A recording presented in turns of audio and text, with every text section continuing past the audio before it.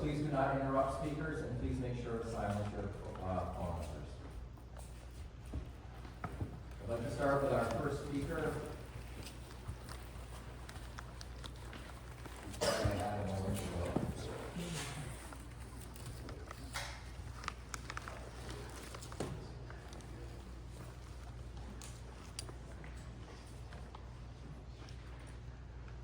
apologize.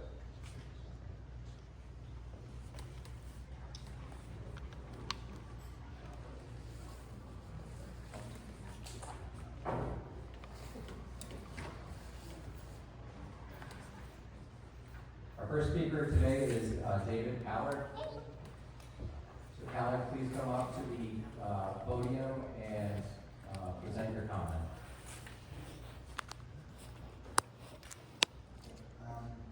My name is David Callard, and I've been a Rochester resident since I was 4 years old. My family members have always been RG&E customers.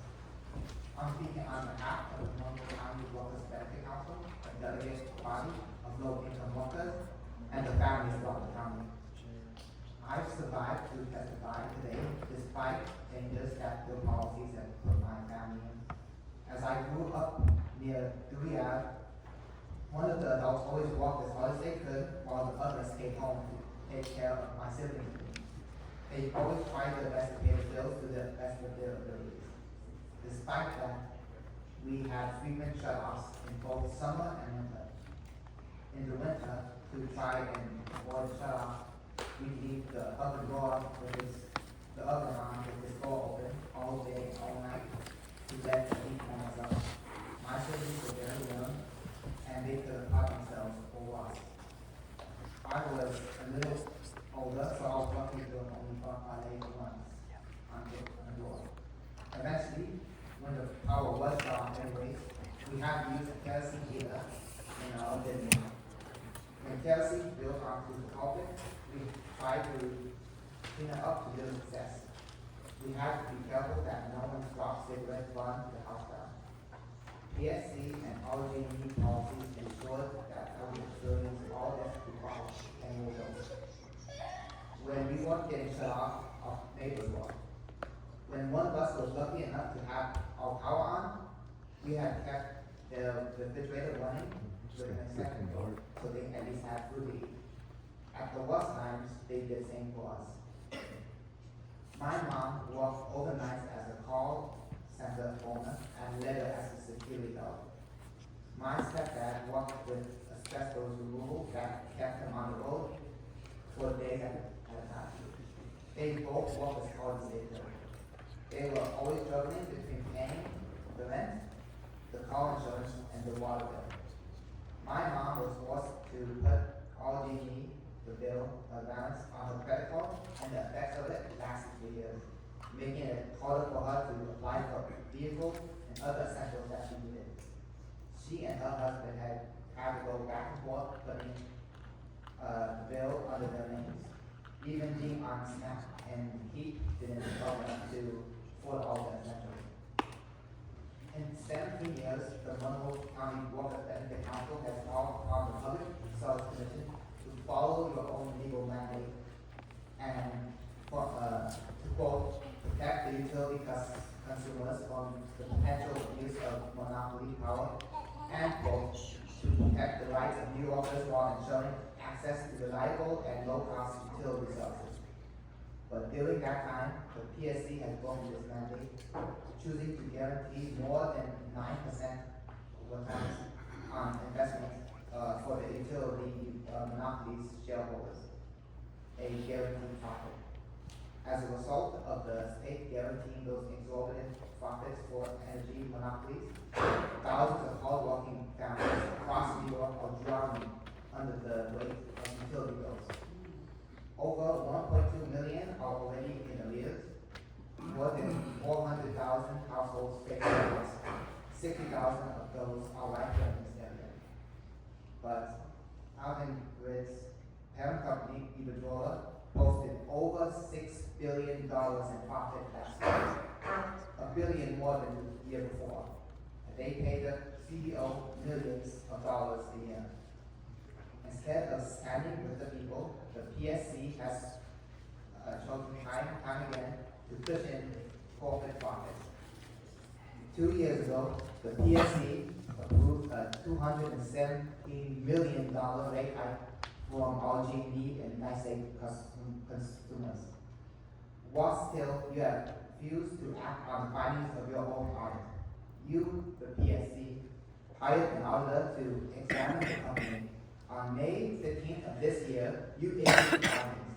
Your auditor found the company's responses contradictory and misleading.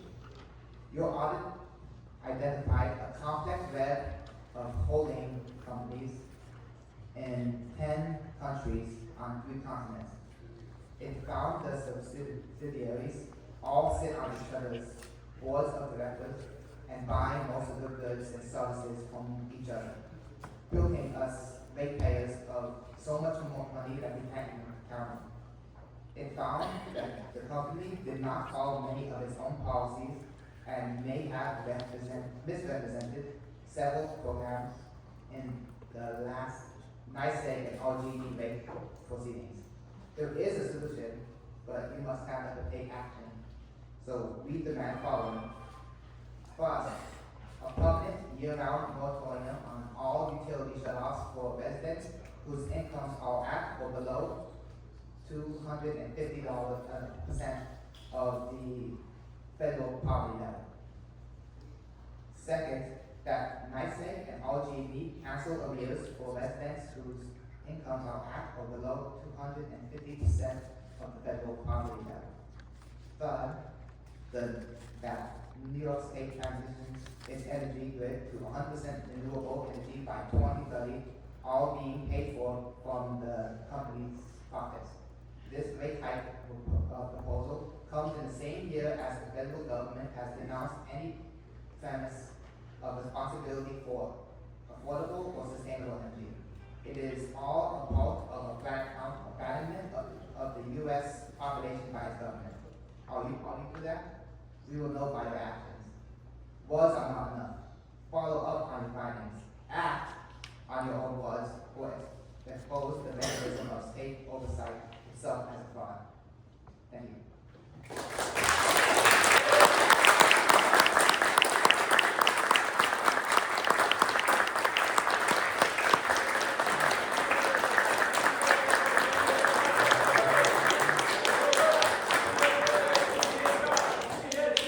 Thank you very much. Our next speaker is Miguel Melendez.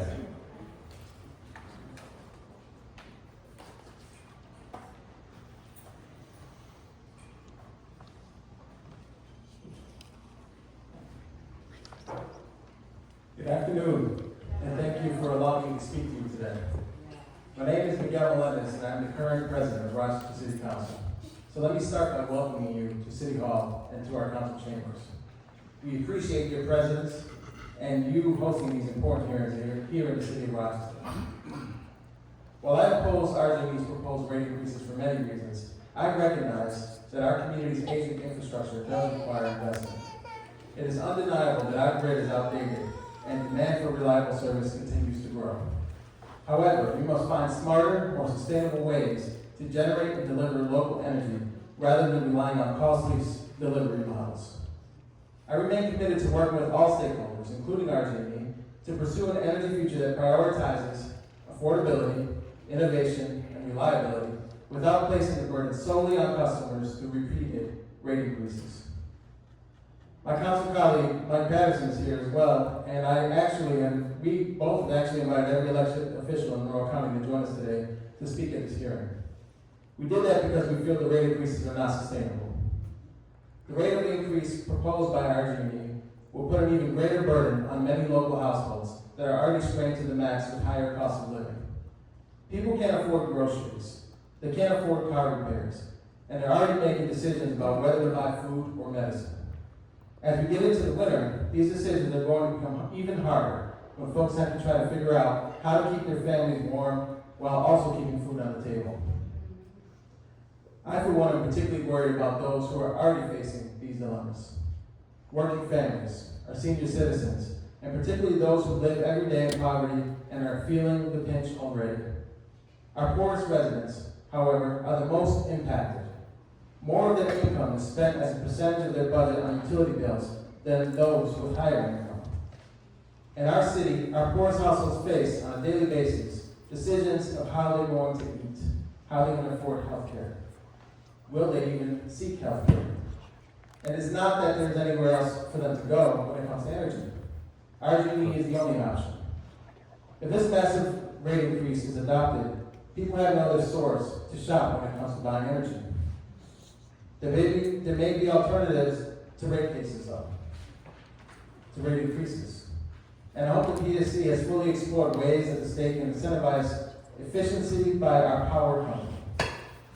Have we exhausted every means available to help the elderly and our poor citizens make their homes more energy efficient, to reduce their heating bills and subsequently the impact of large rate increases?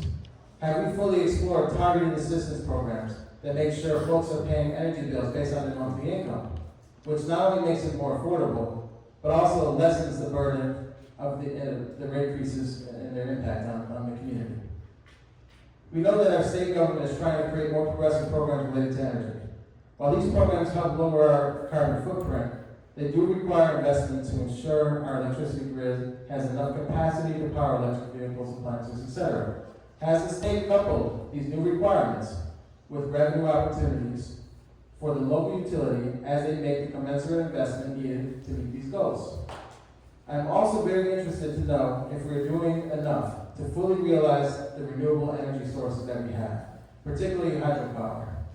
Rochester is located where it is because the power of the Genesee River was used to build mills and other manufacturing here that took advantage of ample hydropower.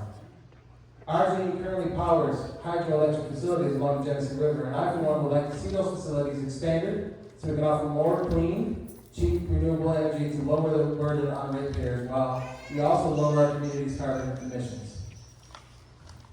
Lastly, I want to make sure that the utility is fully accountable. I hope the PSC is looking carefully to be certain that investments to improve infrastructure are being done responsibly and efficiently, that executive compensation is reasonable, that high energy users like data centers are paying their fair share, and small residential ratepayers are not subsidizing large profitable commercial enterprises that use a disproportionate amount of power. I came here today because I felt a responsibility to represent my constituents. I hope the PSC also recognizes that they have a responsibility to represent those very same constituents. Overseeing and regulating energy companies must first and foremost take into account that the needs of ratepayers they serve and the ability for taxpayers and ratepayers to afford those proposed increases. I do believe this nearly 20% rate increase does not meet the standard. It's too high and cannot be approved. I implore you to look very closely at what has been proposed by RG&E and how it impacted customers, because I believe you'll also come to the same conclusion. Thank you so much for your time and consideration.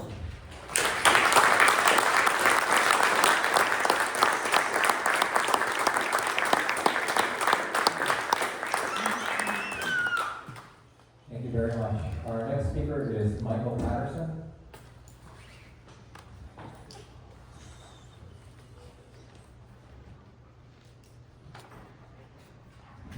Hello, my name is Michael Patterson. I'm the Northeast District City Councilman for the City of Rochester. Let me be plain and clear. This rate increase is outrageous and absolutely unacceptable. RG&E is proposing to pull $250 million in 1 year, a quarter to a third of $1 billion in 1 year out of its ratepayers. My constituents can't afford the bill now. As one of my constituents said to me, oh, hell no. What am I going to do? Where am I going to get? RG&E says, oh, it'll only be another $50. Well, as a customer of RG&E, we all know one thing. An RG&E estimate is not anything that you can ever trust. If they tell you it's 50, it's probably 80. Okay? We ain't got it now. Okay? We can't afford it as it is today. If it goes up, we certainly won't be able to afford it. We're going into a recession, ladies and gentlemen. We all know that. The prices of everything are going up every day. But you know, what's kind of interesting here is that We have an entity that's supposed to be the middle ground between us and RG&E, and that's supposed to be the Public Service Commission. The Public Service Commission, as the first speaker mentioned, conducted an audit and found a whole lot of shadiness going on. In other words, you can't trust them. You can't believe them. Their numbers ain't right. We all know that from looking at our bills. You can't trust them. You can't believe them. You can't let them reach deeper into my constituent pockets. It ain't right. It's not just. It's not fair. And you have a duty and a responsibility to protect us also. Not just to ensure that they're profitable. Now keep in mind, ladies and gentlemen, RG&E is an Avangrid company, which is an Iberdrola company, and I don't have a problem with a multinational company, but I do have a problem with a multinational company that believes that they have a duty to pull as much profit from the poorest people in my community. This rate increase is not graduated. It is not based upon your income. It is simply, you use it, we're going to take it, and if you don't pay us, we're going to shut you off. And you know, we have a shut-off season in Rochester. And contrary to what people believe, it's all year long. We've had none. We need relief. We need protection. And the reason why I'm here speaking as an elected official, and the reason why myself and Council President Miguel Melendez invited every elected official in Monroe County to speak against this rate case is because this is a bipartisan issue. It's not about whether you're a Democrat or a Republican or whether you believe, or whatever you believe. The only question is, do you really think that RG&E needs to take more of your money for doing the exact same thing that it's been doing? The issue is whether or not this rate should be approved. And the point is, it should not. PSC has a duty and a responsibility to turn this down now. Thank you.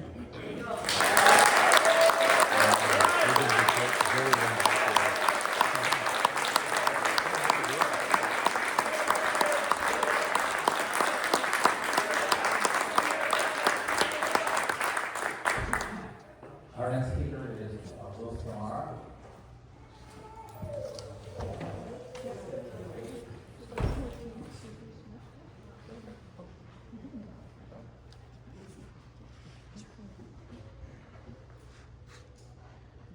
Hello everyone, my name is Will Samara. I'm a representative of the Monroe County Workers Benefit Council. In my work as a volunteer advocate, I've witnessed firsthand the human cost of RG&E's ruthless pursuit of profit. In October 2023, a single mother with a 3-month-old baby called our office in a panic. Utility workers had come to shut off her service. When she pleaded with them, they told her it was legal because her child had just turned 3 months old. That's where the line is drawn. I ask anyone here with children to imagine going through a cold Rochester autumn with a 3-month-old and no heat. That's a deadly situation.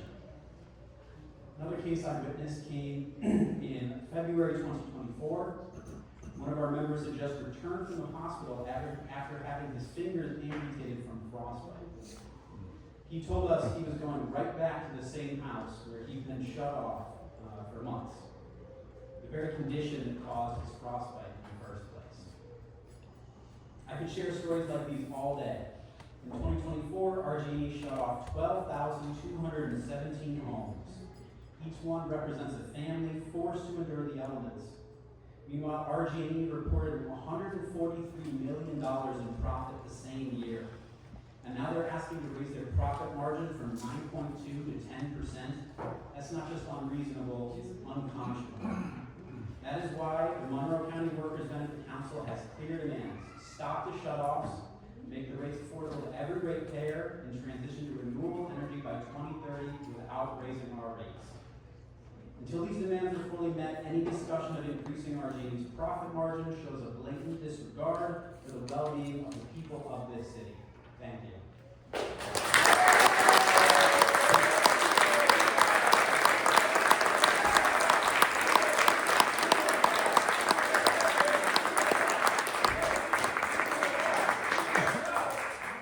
Thank you very much. Our next speaker is Raquel Rowley.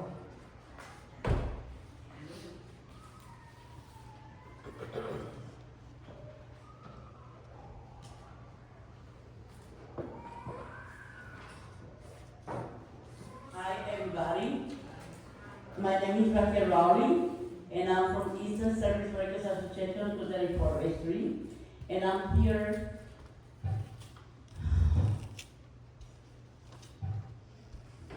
to talk about Jenny that we so bad, so long. How to make a loan to pay a bill because my husband got open heart surgery, got a pacemaker, and they want to follow my NYSEG. You cannot, even the doctor give the notice, they said no, we're not gonna do it, we're gonna cut us. I said, you're gonna cut it off, so my husband gonna die. They say, probably you're gonna die. I said, you know what? You guys are so vulnerable. My God, they're supposed to help people. And the only thing I can do is do a loan, call the bank, do a loan, pay the bill, because they're going to cut it off. I don't want my husband to die after 51 years being together.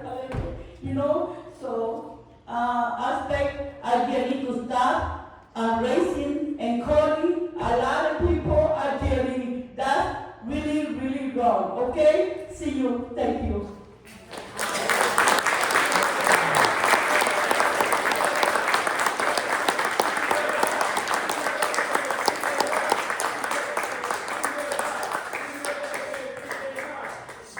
Thank you very much. Our next speaker is Suzanne Shady.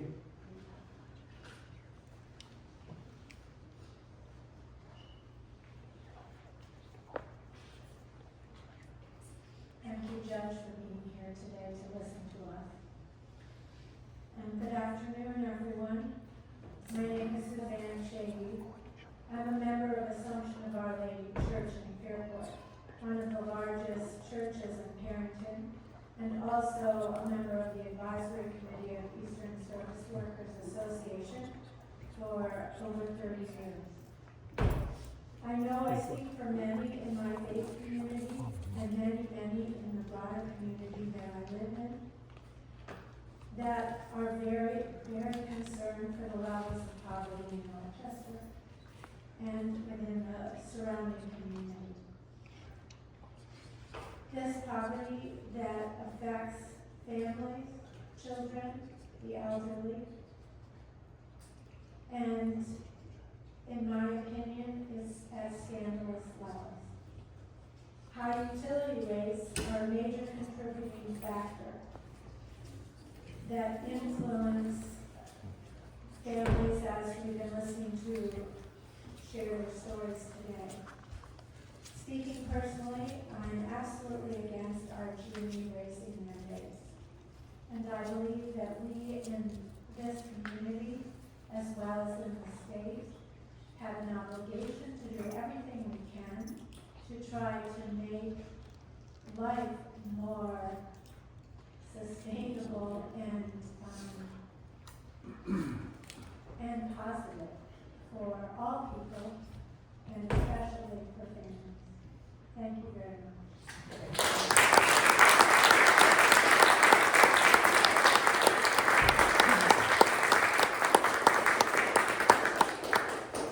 Thank you very much. Our next speaker is Sarah Ann.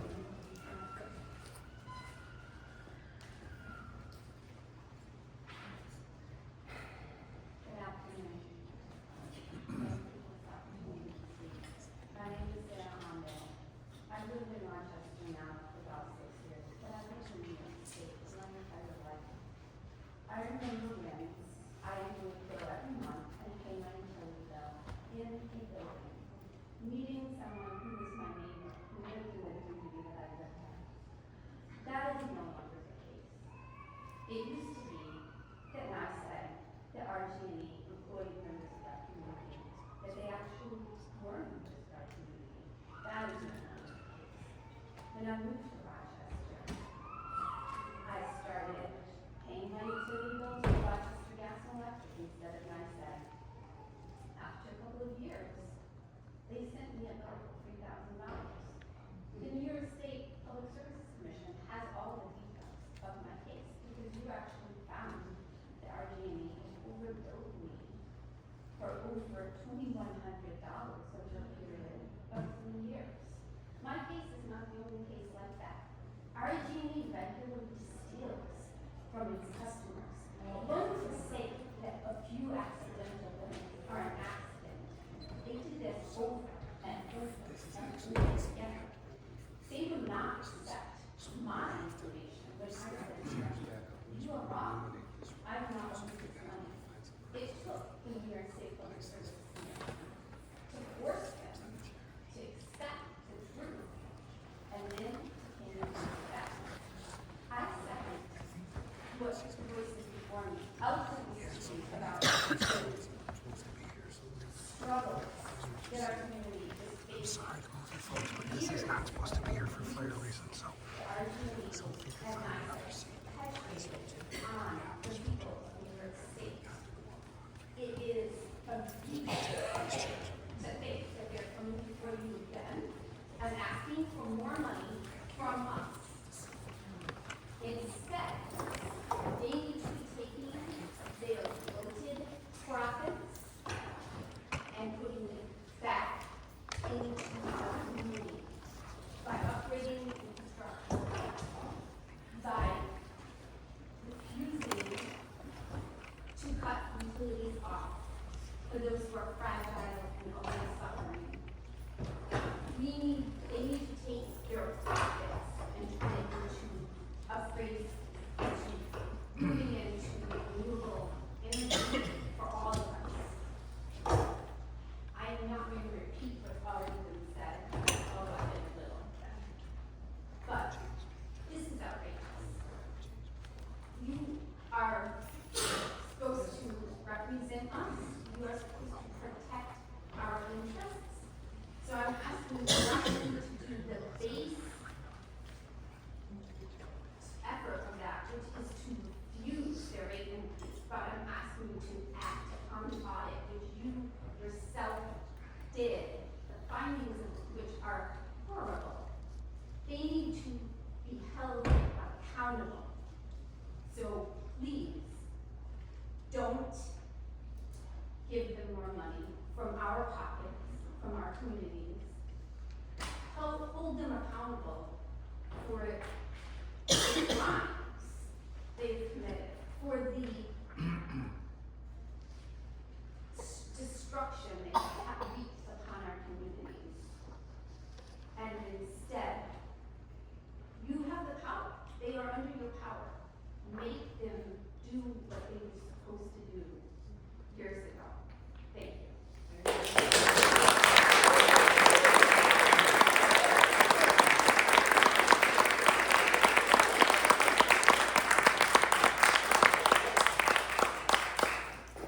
Thank you very much. Our next speaker is Ken Morall. And I apologize if I get anybody's name wrong. I didn't see my name. It's not the easiest to pronounce either.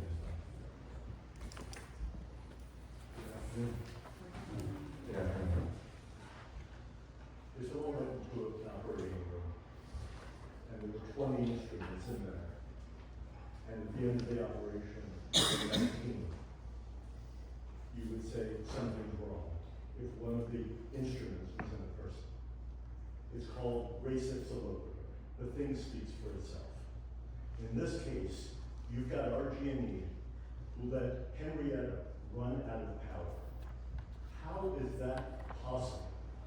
How could management at RG&E have let Henrietta run out of power? I invested in a piece of property in Henrietta, along with a bunch of other people, and went through 24 levels of approvals. 24 levels of approvals, guys, over 3 years. Built out a subdivision in Henrietta that could have provided up to 1,000 or more jobs. Got a will serve letter from RG&E saying, we will have 9 megawatts of power for you. And then in 2023, they said, sorry, we're out of power. Who's running the show there to let Henrietta run out of power? They walked into a meeting with my tenant and said, sorry, a potential tenant that was gonna have 100 jobs in Henrietta, and said, sorry, we have no power. A month later, I attended a capacity summit, and president of RG&E said, we don't have power here. Sorry, we're all out of power for many years to come. They rendered our entire investment in Henrietta worthless. They did the infrastructure improvements there. They knew we were coming. They knew we needed 9 megawatts of power, and they just let it run out of power then. A year later, in December 2024, I'm at the next capacity summit, and have the idea, hey, can we use batteries? Maybe we could use batteries and fill them up at night if there's capacity. So I go over to the president of RG&E and suggest this to her. She introduces me to someone, one of the chief engineers, and says, hey, Ken's got an interesting idea. Why don't we fill batteries up at night if there's capacity and use them by day, since we were out of power? And the engineer turns to us and says, we have plenty of power here. You just need to be on a Vista switch. A Vista switch? Who's heard of a Vista switch? A year ago you said you were out of power. A year ago you said there would be years and years until we have power. And now all of a sudden there's plenty of power if you're on a Vista switch? After they've rendered our property worthless? After they've denied Henrietta potentially thousands of jobs? I don't know who's minding the store at RG&E to let an entire community run out of power. But unlike some of the speakers before me, I'm in favor of anything it takes for RG&E to invest back into this community.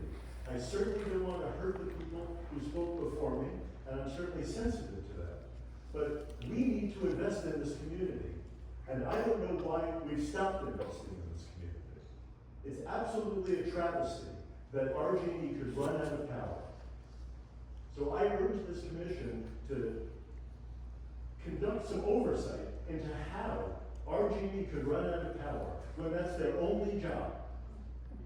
It's no different than the missing instrument in my first analogy. If 10 instruments went into the operating room and 9 came out and one of them isn't a person, that's res ipsa loquitur. The thing speaks for itself. Well, the thing speaks for itself in Henrietta. They had no business running out of power. That's their only job, is to provide power. They have one job. How did they not see this coming? So I urge investment, and I urge it not to be at the people's expense who spoke before me. It should be at their expense.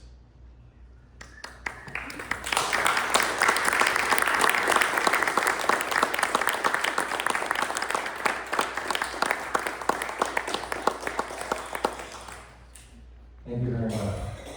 Our next speaker is Catherine Farrell.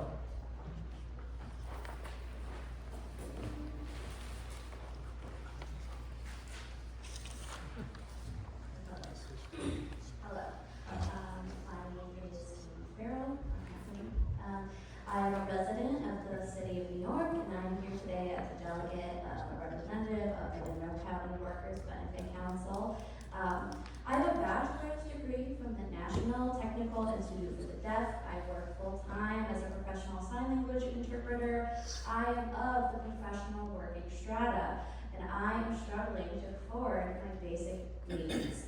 At a time when working people in America are struggling more than ever to afford food, medical care, safe housing, water, and utilities, it is with a fighting heart that I speak to you today.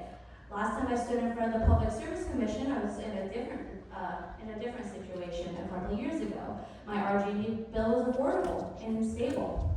The same cannot be said for my current situation. Compared to my monthly bills in 2024, each month of this year has seen a raise, averaging 13.3% monthly. An even more current comparison shows that for the first 5 months of 2025, my bill was stable and only plus or minus a few dollars. And then in June it jumped to $10, then again almost $24, then again $25 more until it reached a peak of $126, twice the usual amount that I pay every month. I know that RG&E is a private company. Of course, they want to make the most money off the ratepayers as they can. But I'm here today to hold the Public Service Commission accountable to their original responsibilities, protecting ratepayers by making sure that the rates are affordable and that gas and electricity services are safe and reliable. Historically, this has not been the case. Just 3 years ago, this commission allowed RG&E to raise the rates over $215 million. In the face of another over $800 million rate hike request, I think a one extra $50 a month would buy me. That's half of a grocery bill. $50 is most of my basic phone plan. It used to cover almost all of my RG&E bill. $50 is also 6.8% of my rent. It's 7.1% of my medical insurance premium and 15% of my car payment. Again, at a time when working people in America are struggling more than ever, it is immoral for the Public Service Commission to allow this rate hike to be approved. The financial, environmental, and health implications are dire when, not if, but when poor and working people cannot afford the higher rates. I must say that I was recently learned and was very shocked to hear that RG&E is asking for an increase in the extreme heat threshold. Something I've learned through volunteering at ESWA is that heat is the #1 naturally caused killer. And it disproportionately impacts poor, disabled, elderly, people of color, women, and working people. The United States Environmental Protection Agency confirms what we for the Workers' Benefit Council already know. Quote, when people are exposed to extreme heat, they can suffer from potentially deadly illnesses, such as heart exhaustion and heat stroke. Hot temperatures can also contribute to the death from heart attacks, stroke, and other forms of cardiovascular disease. According to the National Weather Service, Exit EPA's website, heat is a leading weather-related killer in the United States. Even though most heat-related deaths are preventable through outreach and intervention. Preventable deaths. That is what we're looking at if this rate hike is put through by you. I am demanding that the Public Service Commission deny this rate hike in its entirety, to stop all shutoffs, to erase the years of those ratepayers who are within 250% of the federal property line, and have RG&E and its shareholders pay for the transition to renewable energy. Those who may have always felt comfortable and safe, like people like me, who were told to go to college and get a degree and stay clean and work hard, are feeling the strain of the impoverished more and more every day. The question is if you are going to be there to tighten the ropes more or not.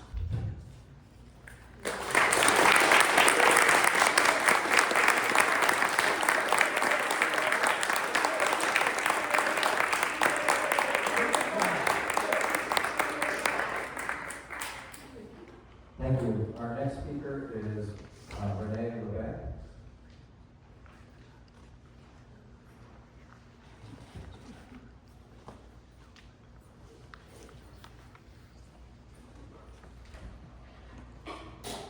People, I came here, my name is Randy LaBelle. I came here, I have no speeches written, I'm here to tell the truth.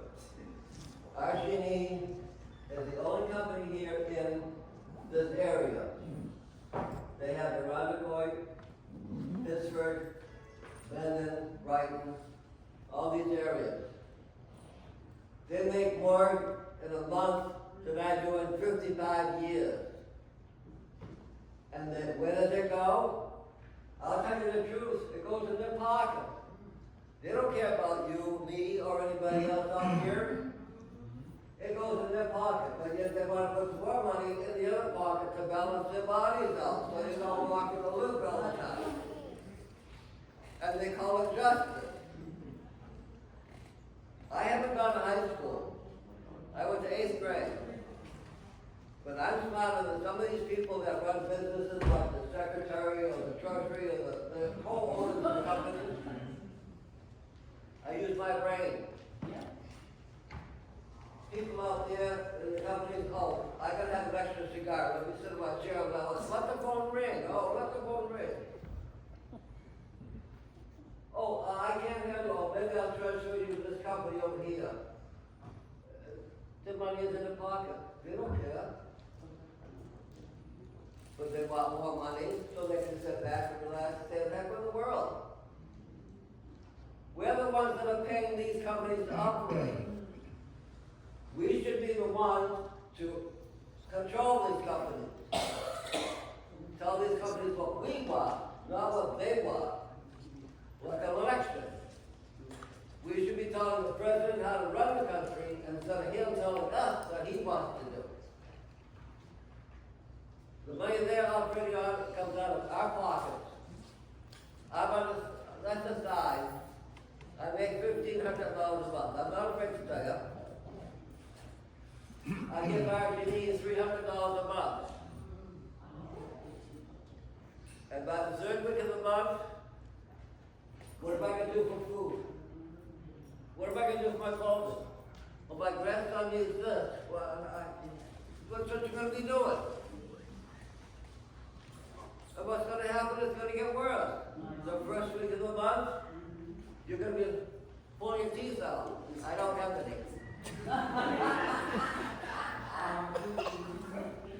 But that's what's going to be happening. They're going to try to control the people in the city, county, court, or wherever, and try to run them through their operation.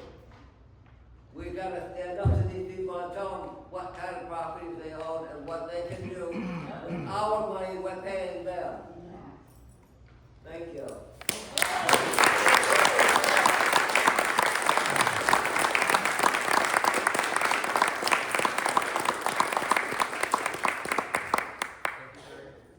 Thank you very much. Our next speaker is Devin Lynch.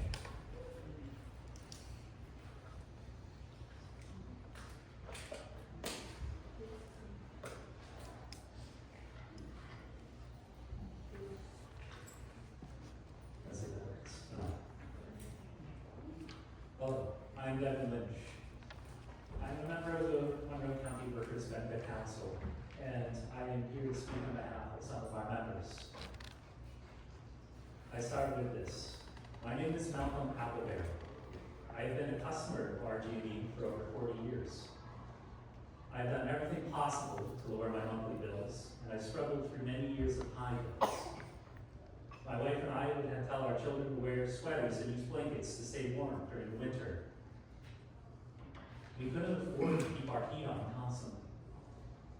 I would tell my sons not to touch the thermostat in our house because we couldn't afford the high costs among the other necessary expenses.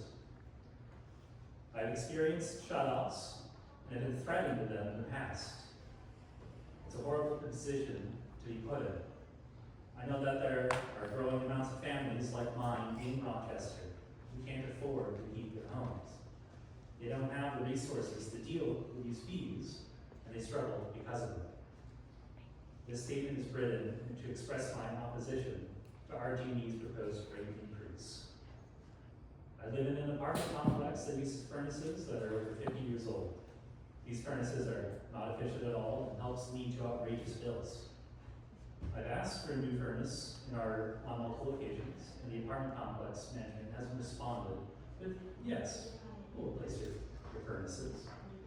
I'm stuck in this situation until I can do better because my other places' rents are too high. I know many people are dealing with similar situations and can't get new furnaces as well.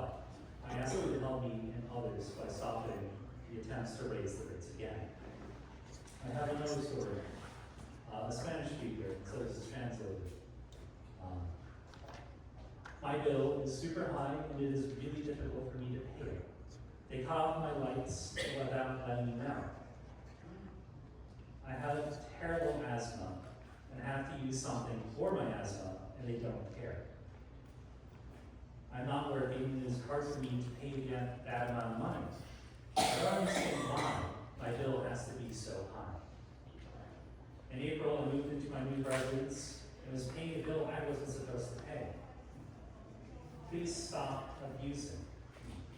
Stop doing this to me. You are humans too, but don't have any sympathy or consideration for others who don't make as much as you. My husband only gets $300 a week as a painter. He pays $1,300 in rent, $1,050 for RG&E, $580 for food, $105 for the phone, $100 for cleaning supplies, $50 for food for the dogs, and $100 for a loan for a total of $3,300 a month. These are people that cannot afford the outrageous bills that currently exist, and we cannot afford to ever increase these higher. Thank you very much.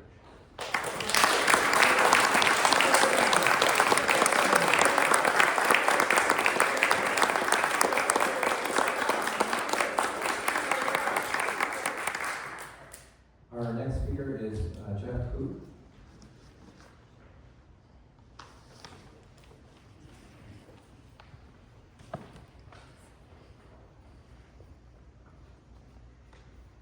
Good afternoon.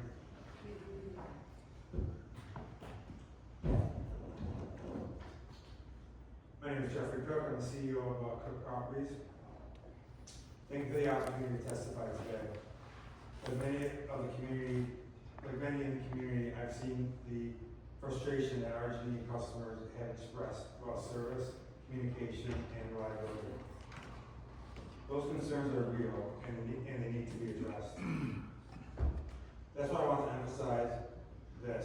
The very improvements customers are asking for require the kind of investments included in RG&E's Powering New York proposal. Without modernized infrastructure, the company cannot become the utility our region needs and deserves. Approving the rate case is not a reward for past performance. It's an investment in the future and building a stronger, more responsive company.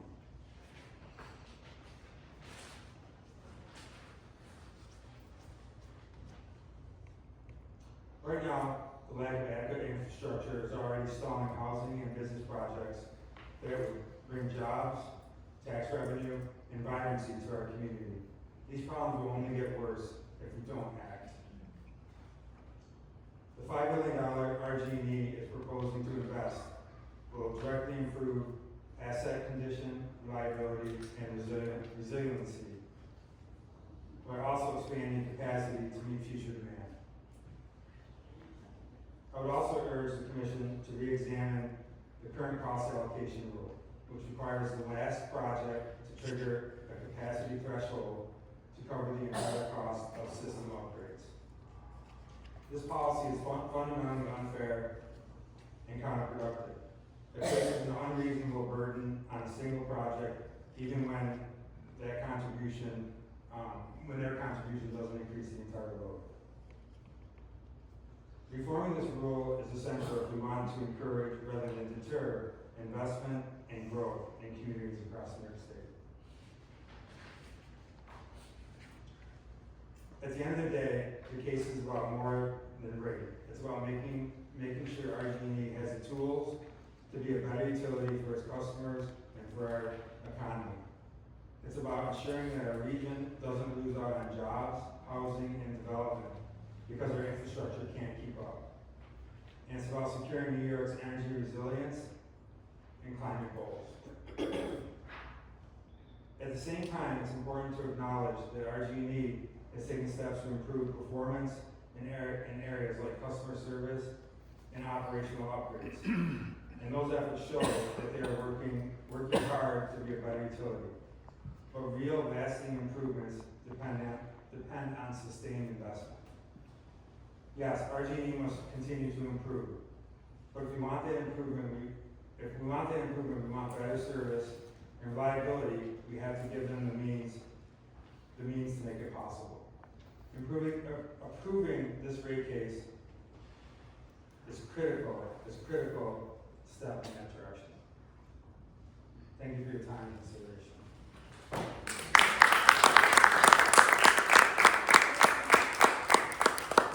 Thank you. Our next speaker is Alex Bourdieu.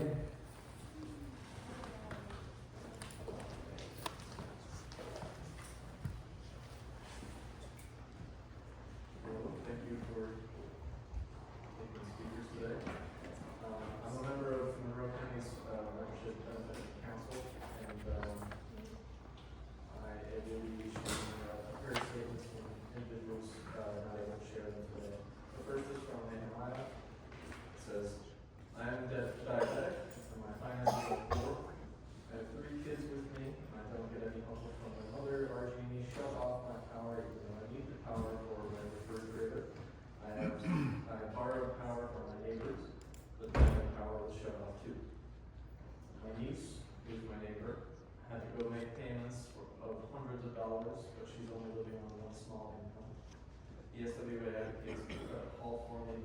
struggling to keep my power on for my refrigerator or my insulin. Another prepared statement by Ron Caldwell. I work as a security guard, and I've lived in Rochester for many years. My wife and I are raising a baby who just turned 4 months old yesterday. I feel fortunate that my wife and I have not faced any shutoffs or serious back bills from RG&E, but we know many people who have. I work in the community all the time, helping different charities. On Jefferson and Bartlett, I come across people all of the time that are facing shutoffs and can barely feed their family. The reason they are struggling is not because they aren't working hard. It is the skyrocketing RG&E bills. It's a major problem. People can't afford to feed their families. I wish there was more I could do to help people myself, but I'm just trying to keep my own head above water.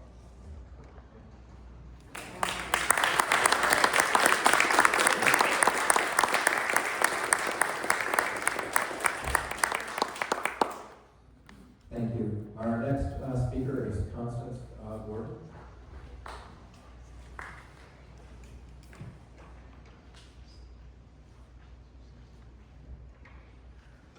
Hello, my name is Constance Gordon, and I'm running this today.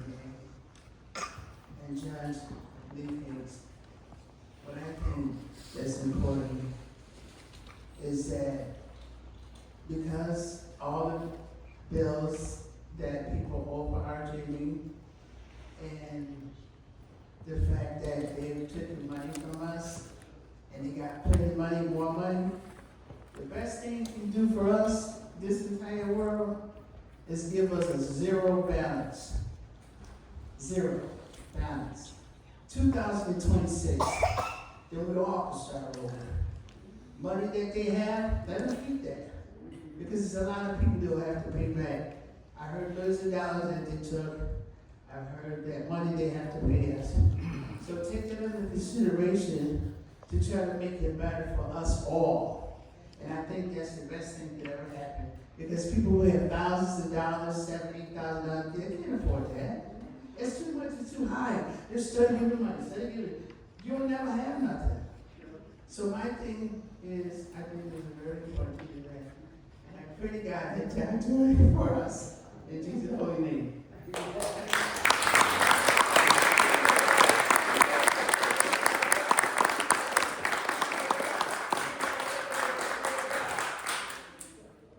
Thank you very much. Our next speaker is Kyle Rosenthal.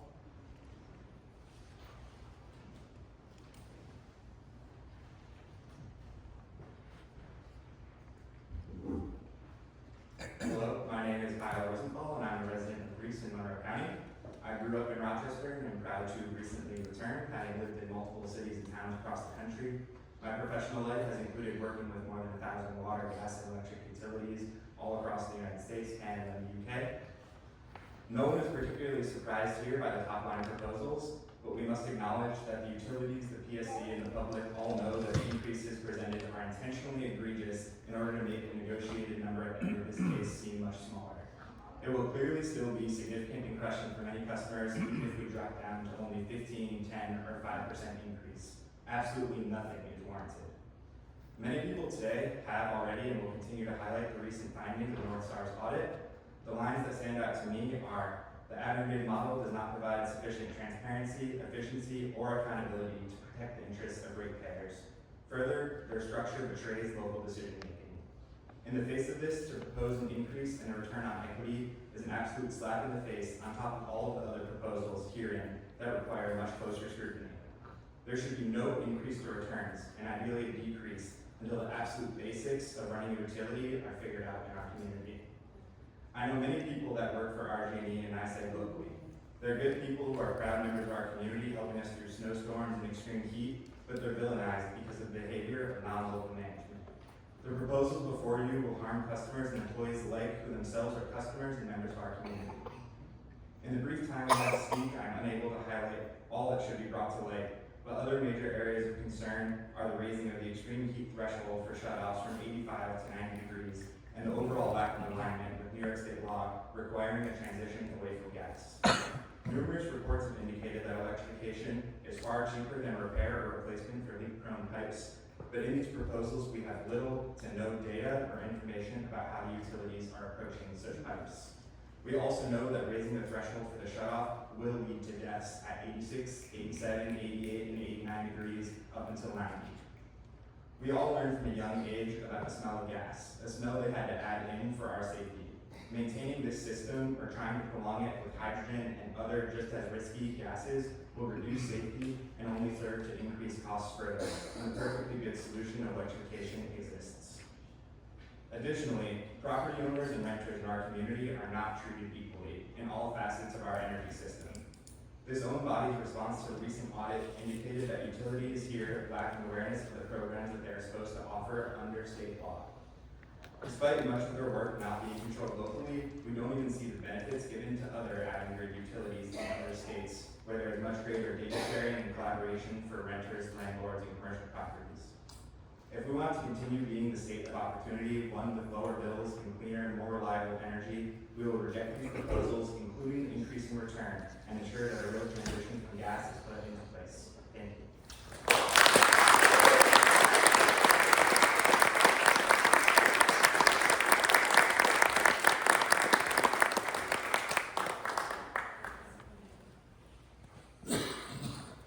Thank you. Our next speaker is Carlene.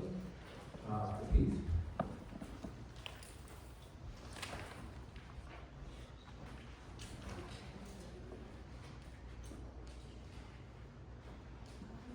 I'm reading this statement on behalf of Carlotta Holloway.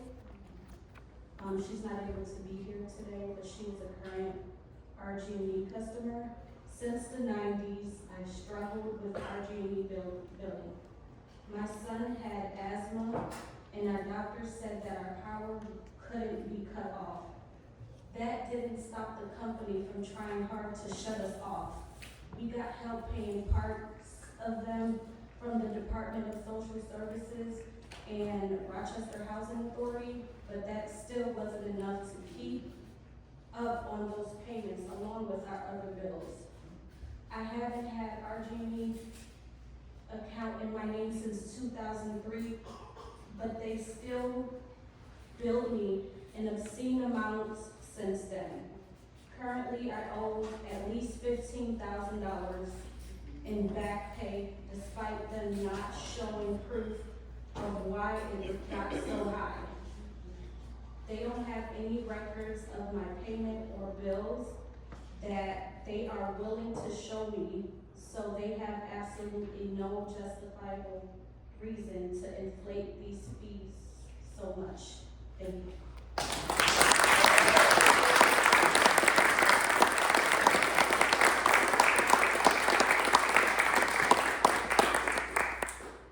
Thank you. Our next speaker is Alan Blair.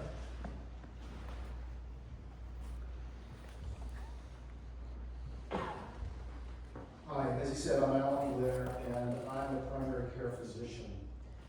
I have two major objections to the proposed RG&E rate increases. First, the PSC can't verify the costs RG&E is putting into its rate increase request. I repeat, the PSC can't verify the costs RG&E is putting into its rate increase request. We know this because of the recent PSC audit of RG&E and NYSEG, several other speakers have already referenced. Among the many deficiencies the auditor cited was that, and I quote, Avangrid's complex corporate structure makes it difficult to determine that the charges it allocates to NYSEG and RG&E are based on cost causation, making it difficult to ascertain whether costs are being allocated appropriately. In plain English, this means Avangrid's finances are so opaque that a professional auditor can't figure out RG&E's real costs. In this situation, a responsible PSC will refuse to even hold a rate case hearing. The auditor recommended that Avangrid simplify its accounting to make RG&E's costs clearly understandable. The PSC must require them to do it and fine them if it doesn't get done within a set time frame. Holding a rate case now, as we say in medicine, is malpractice. And yet, here we are. So my second objection is medical. I've seen firsthand the illness and death utility practices cost. It happens in two ways. First, strapped ratepayers may cut back on medications when money is tight and energy bills are high. I had a patient who stopped an expensive but crucial diabetes medication for this reason. His heat stayed on, but uncontrolled blood sugar put him in the hospital, and he never made it out. Deaths like this happen more than you think, and natural gas combustion is even more deadly. It increases rates of asthma, heart attacks, emphysema, and lung cancer. I've seen it especially in frontline communities who often can't ventilate their houses properly. But RG&E is making no real effort to decrease the amount of natural gas it delivers to ratepayers. That puts them in violation of the CLCPA, which specifically calls for a gradual decommissioning of fossil fuel infrastructure. The cost drives utility profits, and natural gas pipelines are costly to replace. It's likely a major reason why, as opposed to its electric lines, RG&E maintains its gas infrastructure aggressively. There's no talk of the medical costs, though. So here are my thoughts for the PSC. First, no rate increase until Avangrid produces clear, verifiable cost data for RG&E, and fine them if they don't do it. Second, know that the decisions you make on this rate case have significant real-world health consequences. The bigger the rate increase you allow, the more people will sicken and die. Likewise, the longer you allow RG&E to slow walk the transition away from fossil fuel combustion, the more people will sicken and die. People's lives literally hang in the balance.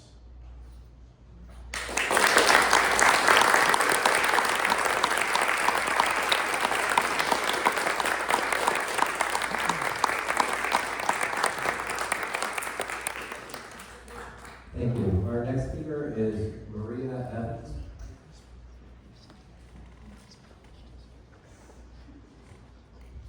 Good afternoon. My name is Maria Evans. I moved to Rochester less than 2 years ago. I was immediately warned by neighbors not to trust RG&E, to double, triple check bills and not to use auto pay. They also said going in person is the only way to quickly resolve issues, and they're proposing to take that away from us. I believe in concrete numbers. My utility bill here is 50% higher than in New Jersey. And I keep it 10 degrees colder in winter because that's required by my lease with my landlord. So I keep it at 55 in the winter, and I keep it 5 degrees warmer in the summer, so it goes up to 85 before I turn on an AC. Over the past 12 months, my husband and I have spent just over $1,900 for giving to RG&E. Rochester is an extremely power-burdened city. Easing that burden is an investment in our communities. That RG&E has the audacity to ask for a raise is an insult to us all. If they need to invest in infrastructure, they can take some of their profits and make that investment for themselves. We need to stop shutoffs, hold RG&E to a minimum standard of decency. Thank you.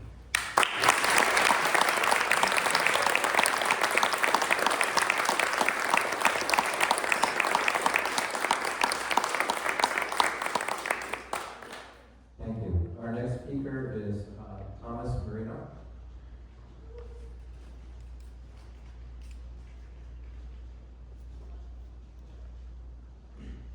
Good afternoon.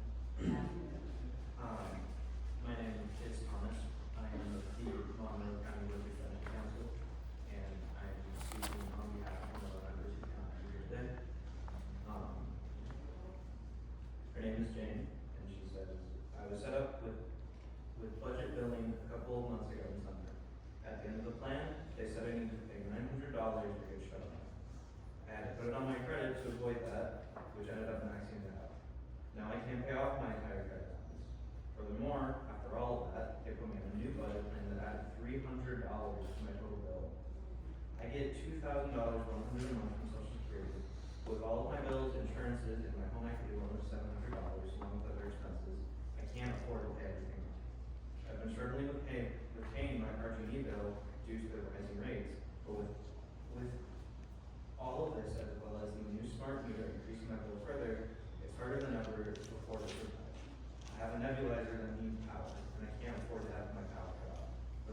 changing of them to the worst rates. Thank you.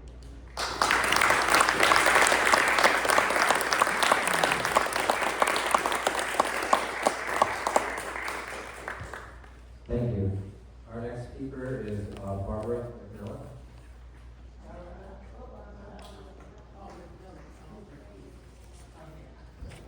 Good afternoon, everyone. My name is Barbara McMillan. I am a member of the Monroe County Workers Benefit Council and a volunteer delegate.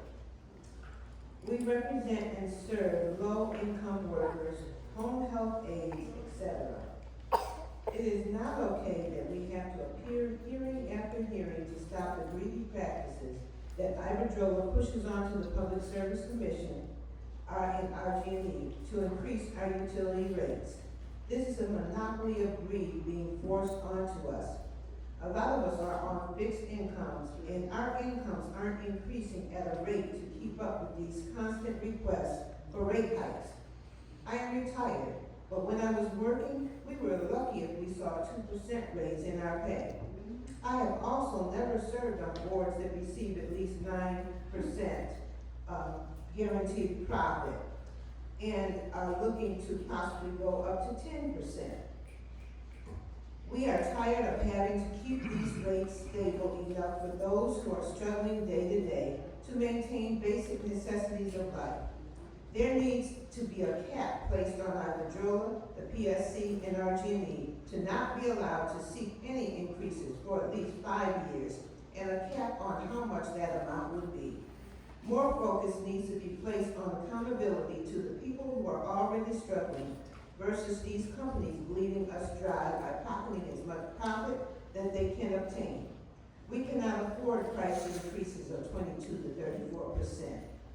And I have one more thing, that my father worked at RG&E back at the off of State Street as a supervisor.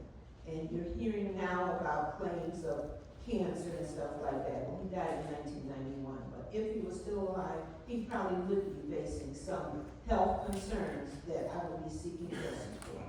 Thank you.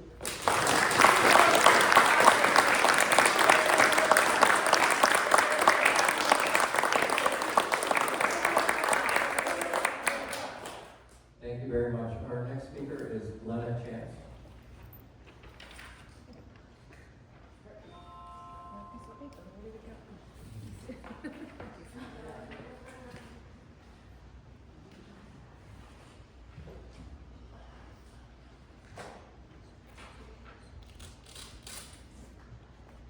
If an RG&E rate hike were just about inadequate infrastructure and maybe electric and gas delivery charges, it could be understandable, but it is not. RG&E wants the public to continue to absorb expenses for, among other things, its ill-conceived rollout of so-called smart meters, and for the massive fiscal waste this project has generated and will continue to generate, and for the grievous administrative mistakes its incompetent implementation has brought about. There is no accurate communication between RG&E and its installation subcontractor, Grid One, which continues to switch meters without notification before or afterwards, without homeowner permission, and despite specific verbal and written instruction to RG&E not to switch the meters. At least one disabled senior citizen was driven out of her home last winter for many months because of lack of communication and repeated out-and-out lies on the part of RG&E, allowing Grid One to switch meters in opposition to clear customer preference and directive. That particular woman, by the way, was dependent on electric power oxygen concentrator and was on the RG&E roster for those dependent on medical equipment. Instead of trying to get her back in her house, they bumped her off the roster and sent a letter to you people saying she doesn't use medical equipment. That's a hate crime, in my opinion. The more RG&E engages in deceptive business practices, the more fines and lawsuits will have to be defended and paid out. Financed by whom? I think we know. Besides the initial cost of implementing this meter project, including an extensive and expensive campaign of informational meetings, and massive volumes of printed literature which promoted inherently biased industry-funded smart meter facts. These radio frequency microwave meters have a service life of as short as 5 to 7 years, as opposed to decades for the safe and dependable analog meters. Guess who will be on the hook to fund replacement after replacement? I'm sure that cost figures into this rate hike. There are indigent customers from all social strata who already cannot afford cooling in summer, heating in winter, or even to run a refrigerator. RG&E wants to further punish them with a rate hike. Please don't think that heat disbursements will solve this problem. Because RG&E is double dipping into government funds by first taking money for their project up front and then charging HEAP their opt-out fee for customers who, due to medical disability, cannot have these meters, that is even less money HEAP recipients have for their utility needs. RG&E is very aware of this, by the way, but condones it. I suggest that those thinking up this diabolical increase dig into their own pockets to fund it, until it is for reasons that truly benefit customers and not for continued corporate lies and greed. Based on RG&E's ongoing performance, they do not deserve any consideration. Thank you.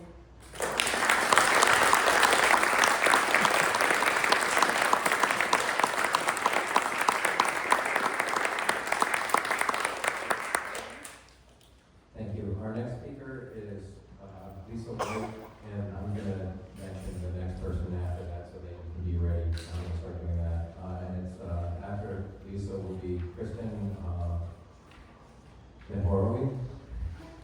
Good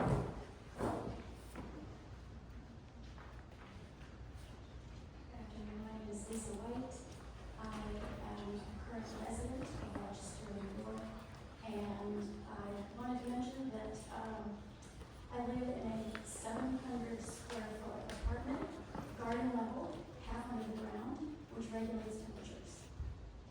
I, for the last year, have monitored my meters and my billing, and traditionally, meter is $700 to $800, and my bill was $35 a month.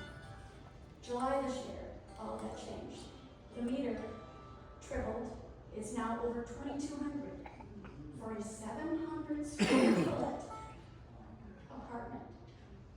And the bill is closer to $100 rather than $35. I did do some digging to find out what was going on. I called RG&E, asked them to check the meter because it's obviously malfunctioned. They advised me that the meter was fine. I asked when the smart meter was installed. They said July. Oh, but wait a minute. Let me transfer you to another department. I was transferred. And then I was told the smart meter was installed December of 2024. Well, I looked at my bill again. My usage, 2 kilowatts per hour, only 2 kilowatts per hour for the last year. It didn't fluctuate after December. It fluctuated starting July this summer. It's now over 11 kilowatts per hour. That's right, more than triple. So, RG&E said, call your maintenance department in your apartment complex and find out if there's an energy drain in your building, because I advised them that some of the other meters, which I also keep track of, because I'm frugal, you know, I watch the meters when I come and go, and mine was 7,800. Other meters were over 2,000. I thought, I'm doing pretty good. I'm frugal, you know. I live minimally. But other meters in my building were now over 7,000. Again, 700 square feet. 700 square feet, over 7,000 meters. They advised me to contact maintenance. Maintenance brought in their own electrician that wired the building. They checked the building. Nothing is at fault. I contacted RG&E again. They said, oh, you need to contact this organization and have them send out an auditor. I contacted that organization and they said, oh no, this isn't about auditing, you need to call RG&E again. I've been run through a ringer. And I wanted to make a point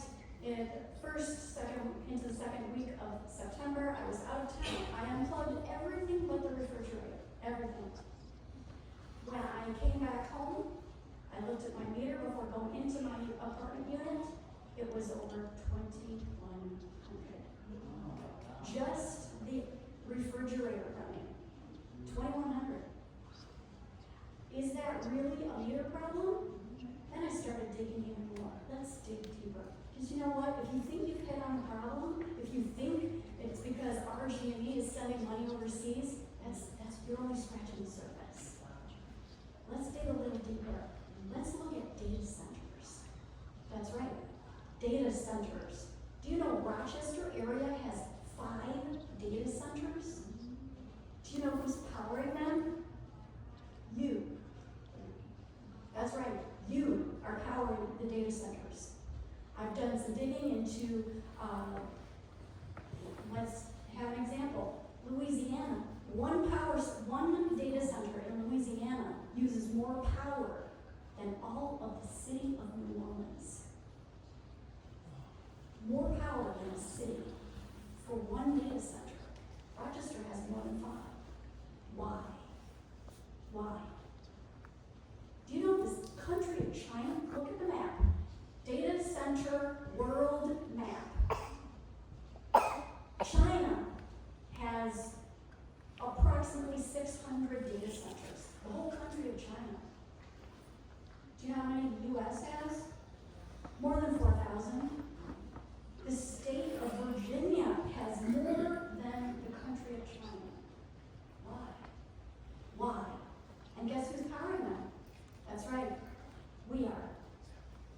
Why do you suppose RG&E is pushing off the cost on us? And why is that? Let's dig a little deeper. Please, it's not just RG&E. Dig deeper. Why is big tech pushing off their power cost on little individuals who have a 700 square foot apartment? My power usage, according to my meter, tripled.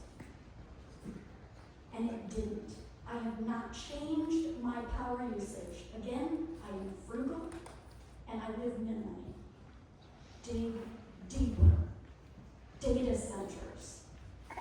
I oppose the increase by RG&E. They do not have my permission to bill me for the data centers that I am not using. Thank you.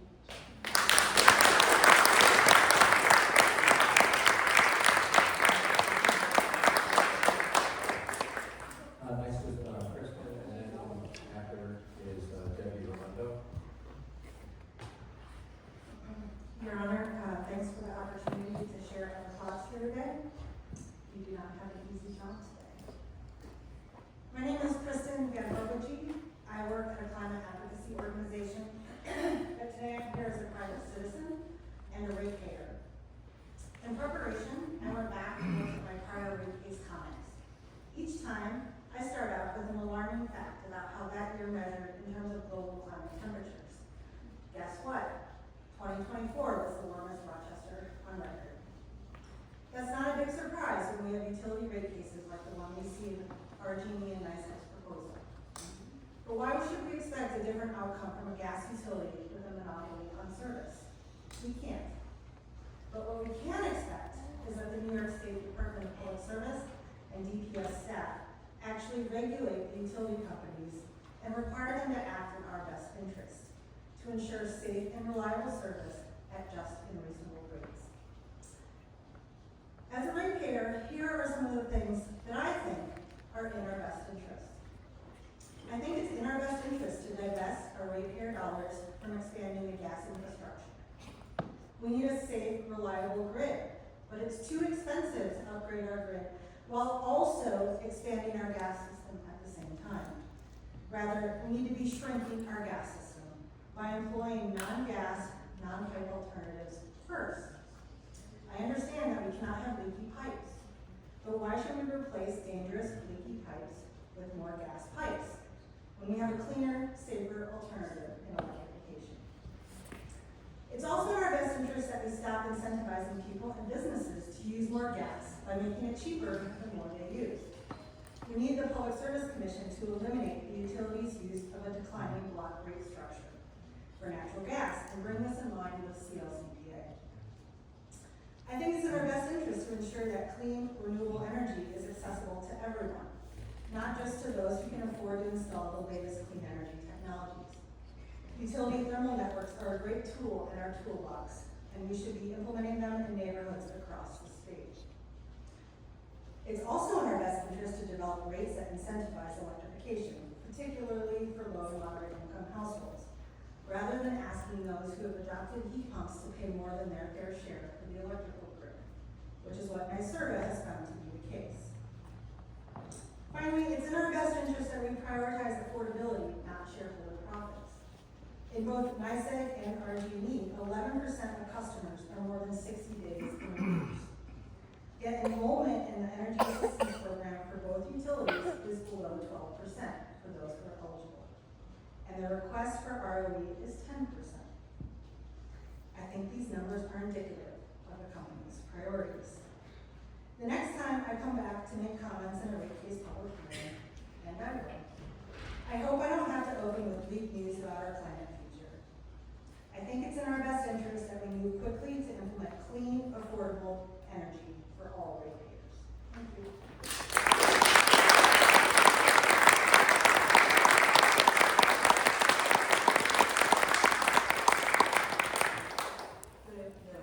Just one moment, please. After Debbie Rondo is John Keeber. Thank you. Go ahead. I am one of thousands and thousands of senior citizens who rely 100% on Social Security. I have been a customer of RG&E for 45 years now, and I have never seen such draconian rate increases as I have the last 2 years. The Consumer Price Index has indicated that inflation has been about 2.4% these past 2 years. For the year 24 to 25, my utility rate from RG&E increased 25%. I live in a 1,000 square foot home that my NYSERDA's audit shows that it is very energy efficient and there's nothing more I can do to make it more so. I've just been notified this past summer that for the 25-26 year, my utility rate is going up another 25%. That's 50% in less than 2 years. That's 10 times Consumer Price Index each year. Ever since my smart meter was put in, my utility rates have tripled. I'm being told that if I want the meter taken out, I have to pay to have it taken out, and then I have an increased rate to not have it. Businesses don't typically ask consumers to pay for building out their infrastructure and then bill us for the product that they're producing with that infrastructure. This is double dipping. This is the cost of doing business, building out your own infrastructure so you can increase your productivity. Asking your consumers to pay for your cost of doing business is inappropriate. Why are we paying 70% more for our utilities than Fairport? Why are we paying $120 million in 1 year to profit RG&E? Why are we allowing a for-profit company to monopolize the provision of utilities in Rochester? And why if Fairport can do it cheaper, why is it Rochester?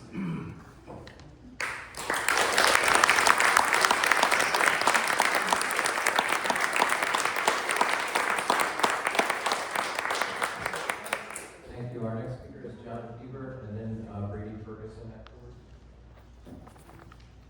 I'm John Keeber, a resident of Brighton, and I'm also co-chair of the Environmental Justice Ministry of First Unitarian Church of Rochester.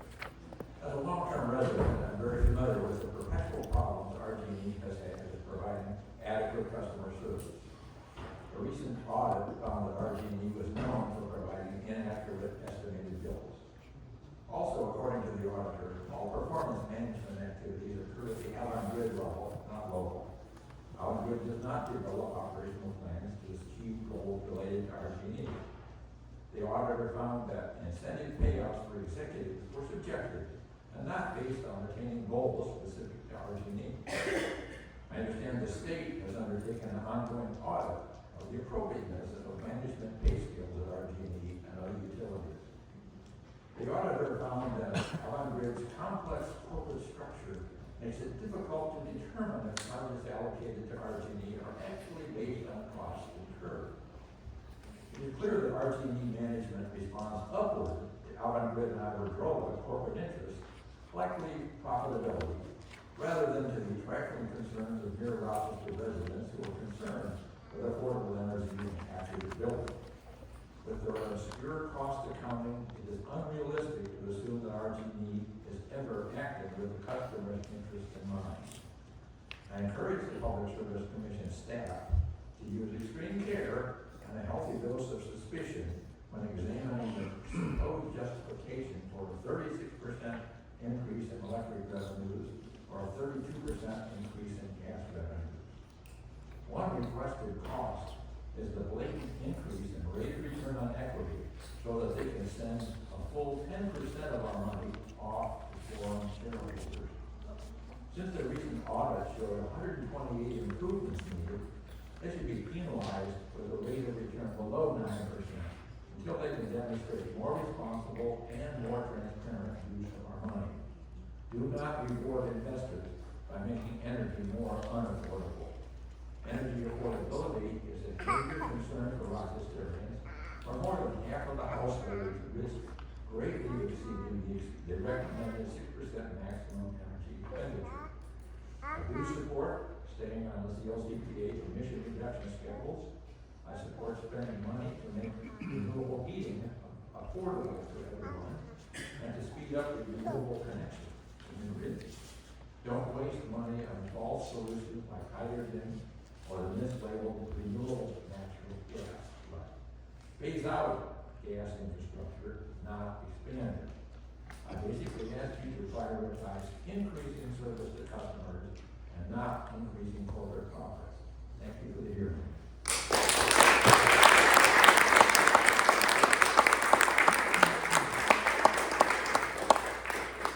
Thank you very much.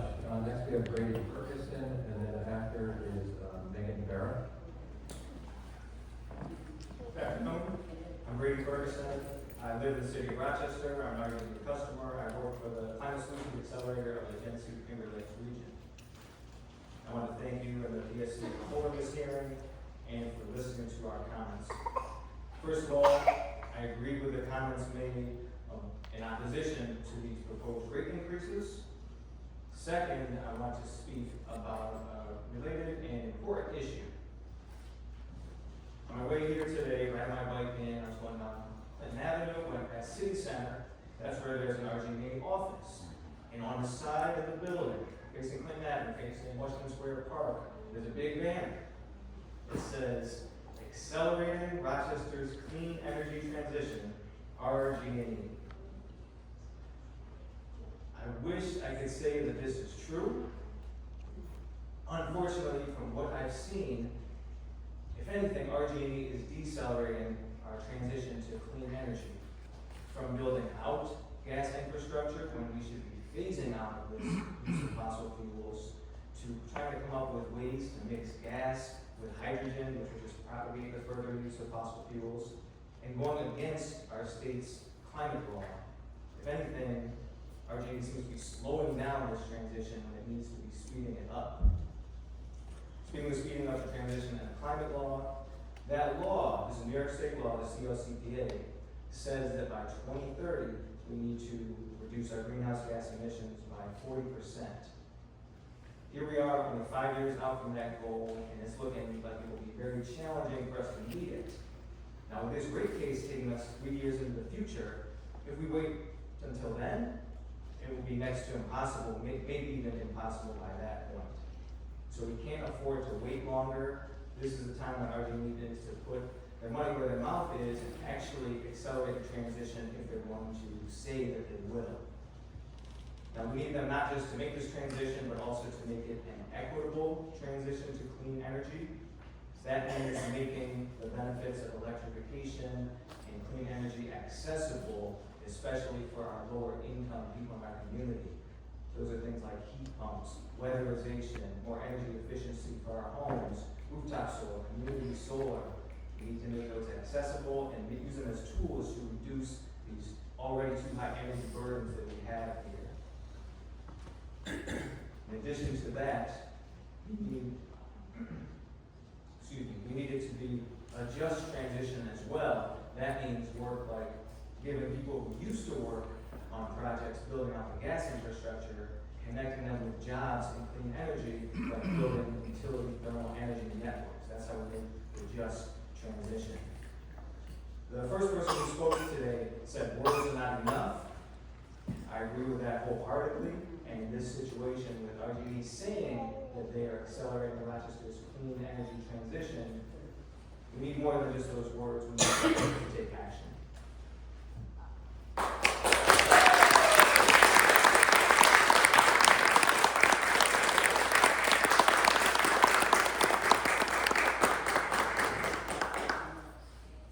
Thank you. Our next speaker is Megan Farah, and then after is Brendan Coylson. Good afternoon. My speech is a tad bit big, but I think you're going to understand where I'm coming from.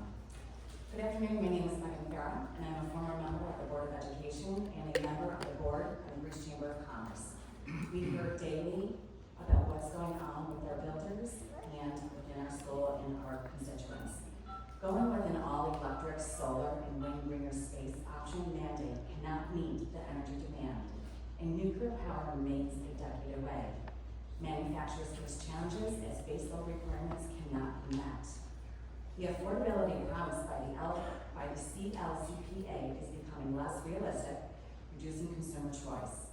Severe weather exposes the grid's inability to handle storms, creating more risks for our community. The New York State's rapid changes are driving up energy bills, leaving millions unable to pay their energy bills.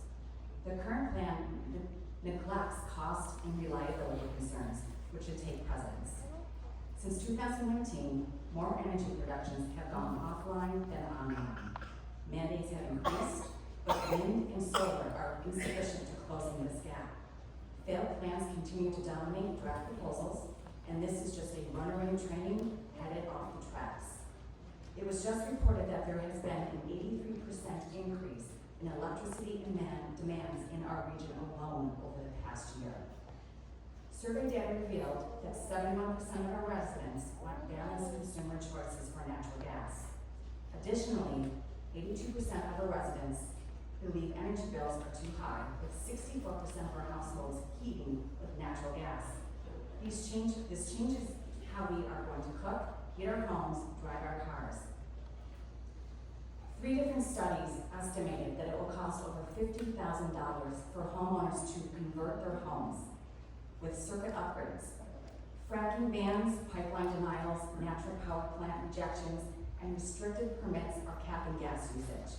The All-Electric Building Act is part of the state's broader strategic plan and will not be able to be sustainable and can lead to blackouts. If this continues, most small business owners like myself will be forced to leave. Schools are required to transition their electric buses in the next 10 years.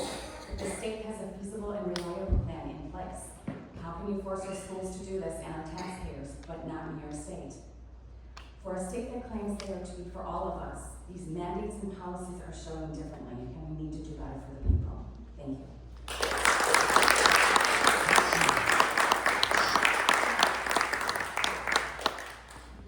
Next is Brendan Paulson, and then Casey Paulson.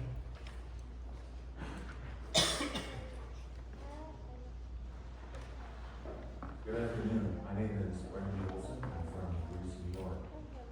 Some of you may have seen me before in the show, What Does That Call in My Backyard? Before the pandemic, my neighborhood had a massive windstorm, and it took down RG&E infrastructure like toothpicks.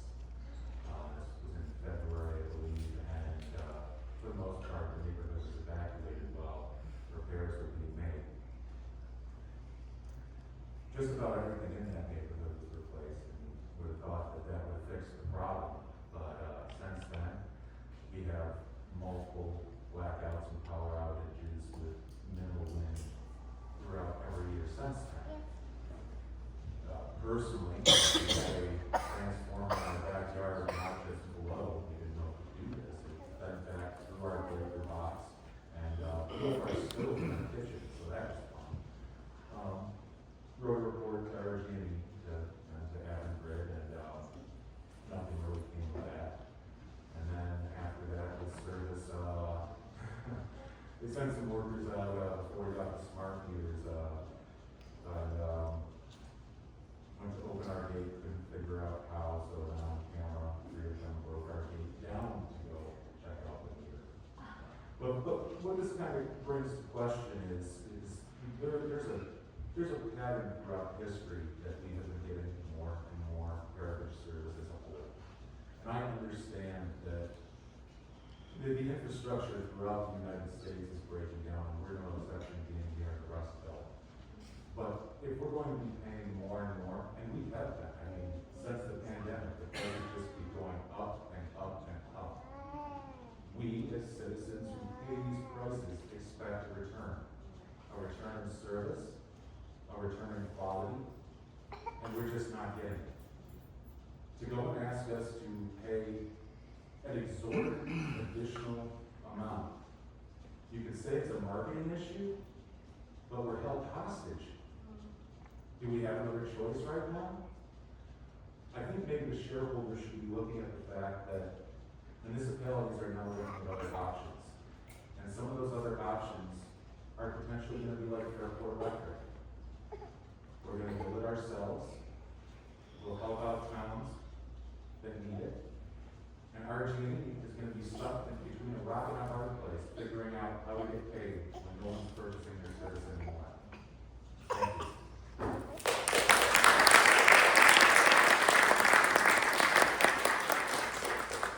Thank you. Next is Casey Olson, and then afterwards will be William McDonald.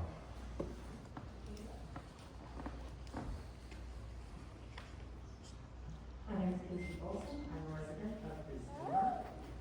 I came here to first propose the rate increase. Year after year, the rates go up, and where does that money go? We don't know, and we're going to use the audit.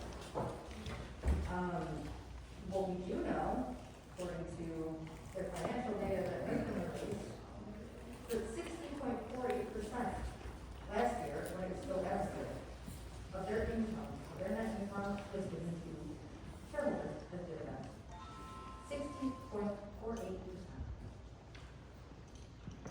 Now, that's not just our review. We can pretty much assume we evenly distribute across all of their subsidiaries. Yeah, that's 60.48% of our bill is being paid out to shareholders.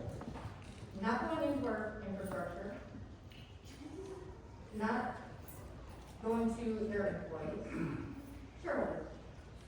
Because this is a private company, private shareholders.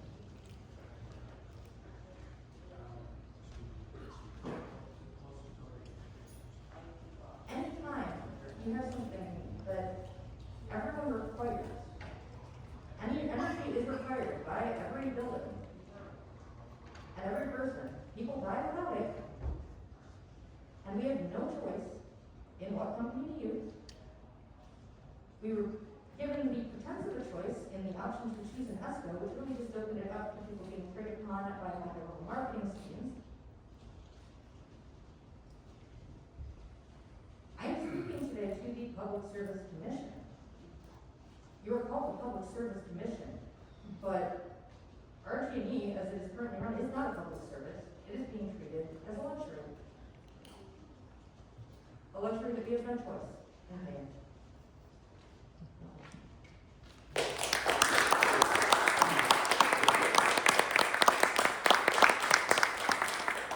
Thank you. Next is William McDonald, and then after is Joe Evers.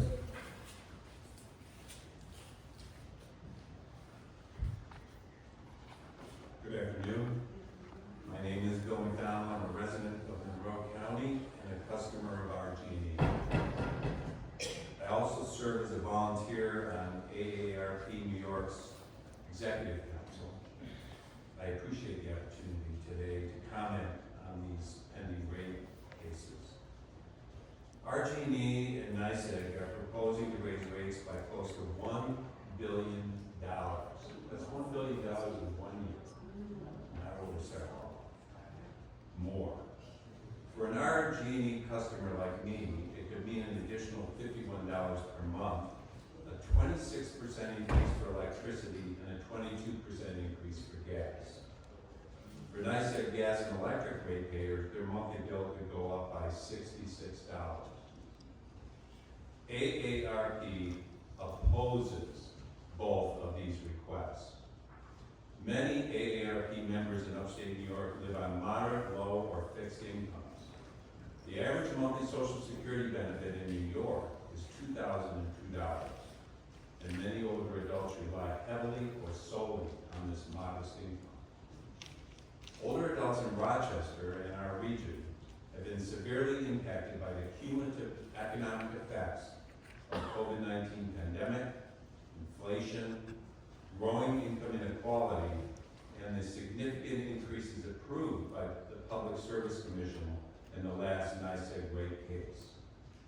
In fact, Sunday's Democrat and Chronicle cited a report by the U.S. Census Bureau that poverty among older adults is rising, in contrast to other groups where the rate is dropping or remaining steady.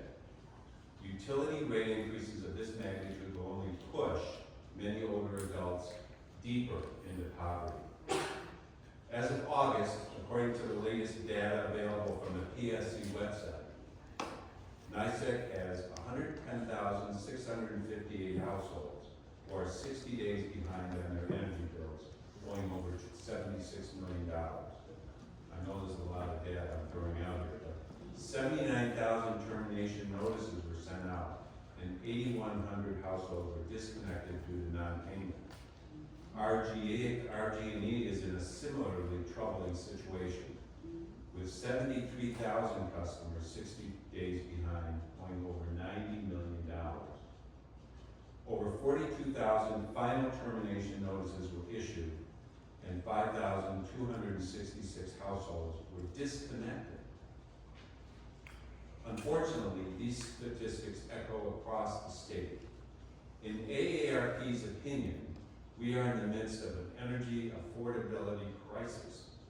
This does not seem like a time to raise delivery rates by 30 to 40% for gas and electricity service. With that said, AARP opposes the rate increase requested by RG&E and NYSEG, an increase that collectively is close to $1 billion, as I mentioned. This simply does not make any sense to AARP, and I think to most people here at ratepayers. The proposal does not recognize the situation that hundreds of thousands of their customers are currently facing. In addition, I respectfully request that when this case is finalized, the PSC clearly and accurately inform the public of the total cost of the approved rate, if any is approved. It is misleading to claim that a rate increase request has been cut, when the reality is that an increase of several $million is still provided. Again, thank you for your time and for allowing me to speak on this important affordability topic. Thank you.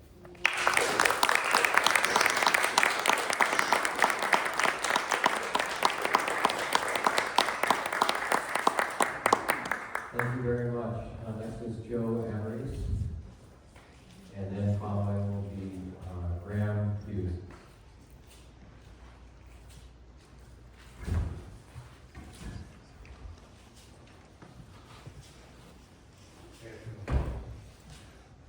Everyone here, everyone here represents the community.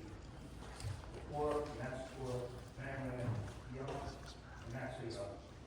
Well, here for the same purpose, to stop RG&E and NYSEG from increasing the unfair and ridiculously high rates. Customer service is horrible. You call and ask to speak to the supervisor, you instead speak to a second employee who then determines whether or not you can speak to the supervisor. Like many here, I'm on a fixed income.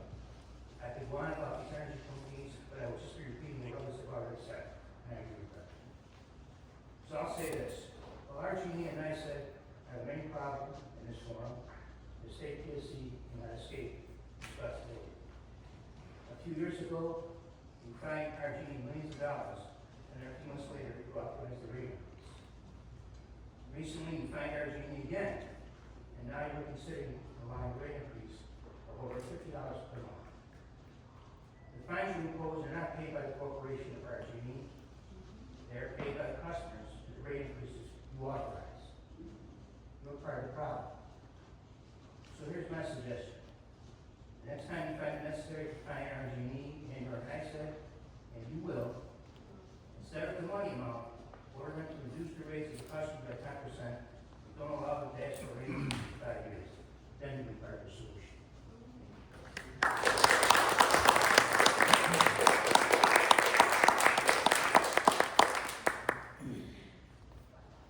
Thank you very much. Our next speaker is Grant Hughes, and then afterwards will be Robert McElligott. Hello, thank you for having us here today. My name is Graham Hughes. I also work for a climate advocacy organization here in Rochester. And I'm here today to urge the Public Service Commission to prioritize energy affordability and climate investments in the current rate case. According to a 2024 report, low and moderate income households in Rochester face the third highest energy burden in the country. What this means in reality is that thousands of people in our New York State designated disadvantaged community are regularly forced to choose between having heat and electricity, between putting food on their table for their families, between paying their rent or mortgage, and between paying their energy bill. Evidence of this is the fact that in 2024, 12,217 homes in the city of Rochester had their energy shut off at one point or another. That's 12,217 heartbreaking stories, just like the ones we've been hearing about today. At the same time, RG&E and NYSEG operate and profit from significant amounts of aging, inefficient, polluting fossil fuel infrastructure that is causing climate change. Now, RG&E wants to raise our delivery rates by 34% over just the next year. From my reading of this filing, their priorities are more profit, upgrading expensive fracked gas infrastructure, and covering the costs of their own corporate mismanagement. At a time when we need affordable rates and investments in renewable energy more than ever before, this is very frustrating to see, to say the least.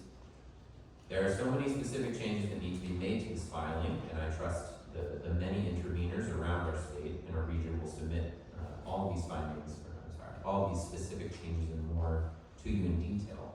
But the point that I really want to draw attention to today is that RG&E, NYSEG, and the PSC are bound by law to meet the goals of the Climate Leadership and Community Protection Act. Doing so requires serious investment in renewable energy infrastructure over fossil fuels, and that in the process of transitioning our economy, we affirmatively benefit disadvantaged communities. 12,217 home shutoffs in a year and $70 million to expand fracked gas heating infrastructure does not sound like a utility company striving to affirmatively benefit disadvantaged communities. Furthermore, meaningfully investing in clean energy technology and a transition off of fossil fuels would actually lower bills. Renewable sources of electricity will continue to grow cheaper than fossil fuels. They already are cheaper today. Energy efficiency and weatherization upgrades consistently reduce the cost of energy for people, ratepayers, and thermal energy networks would create genuinely reliable and affordable energy systems in low-income communities currently suffering from shutoffs and high utility bills. It's clear that RG&E and NYSEG will continue to prioritize profits and fossil fuels if given their way. Please, for the sake of my community and our climate, just make them follow the climate law. Thank you.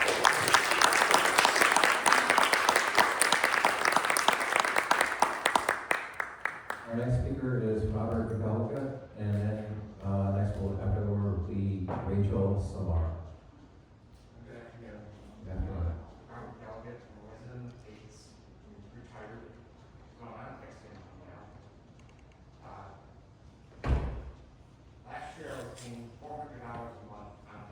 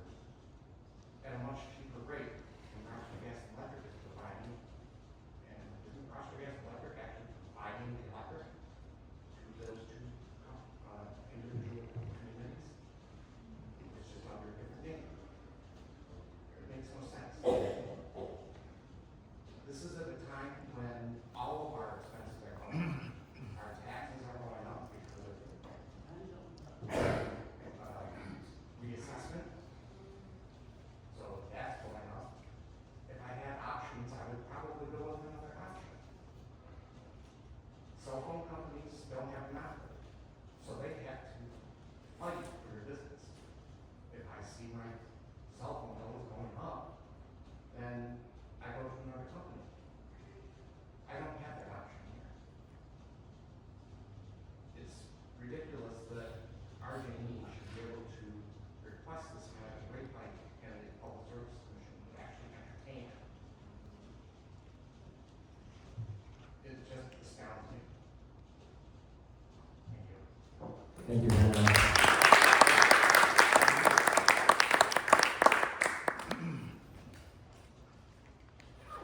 Next is Rachel Samara, and then Susan Hughes Smith afterwards.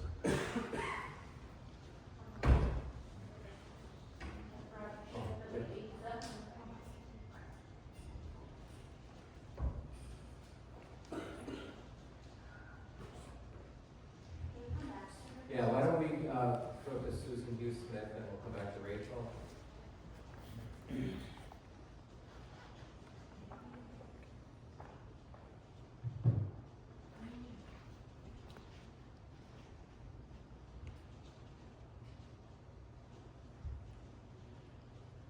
Good afternoon. Thank you, Judge, for being here to listen to everybody's concerns.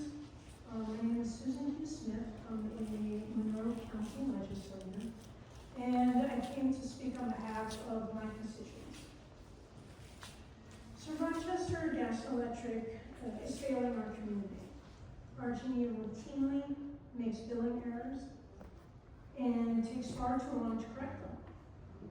They send exceptionally high hourly bills because their previous estimates were so poorly done.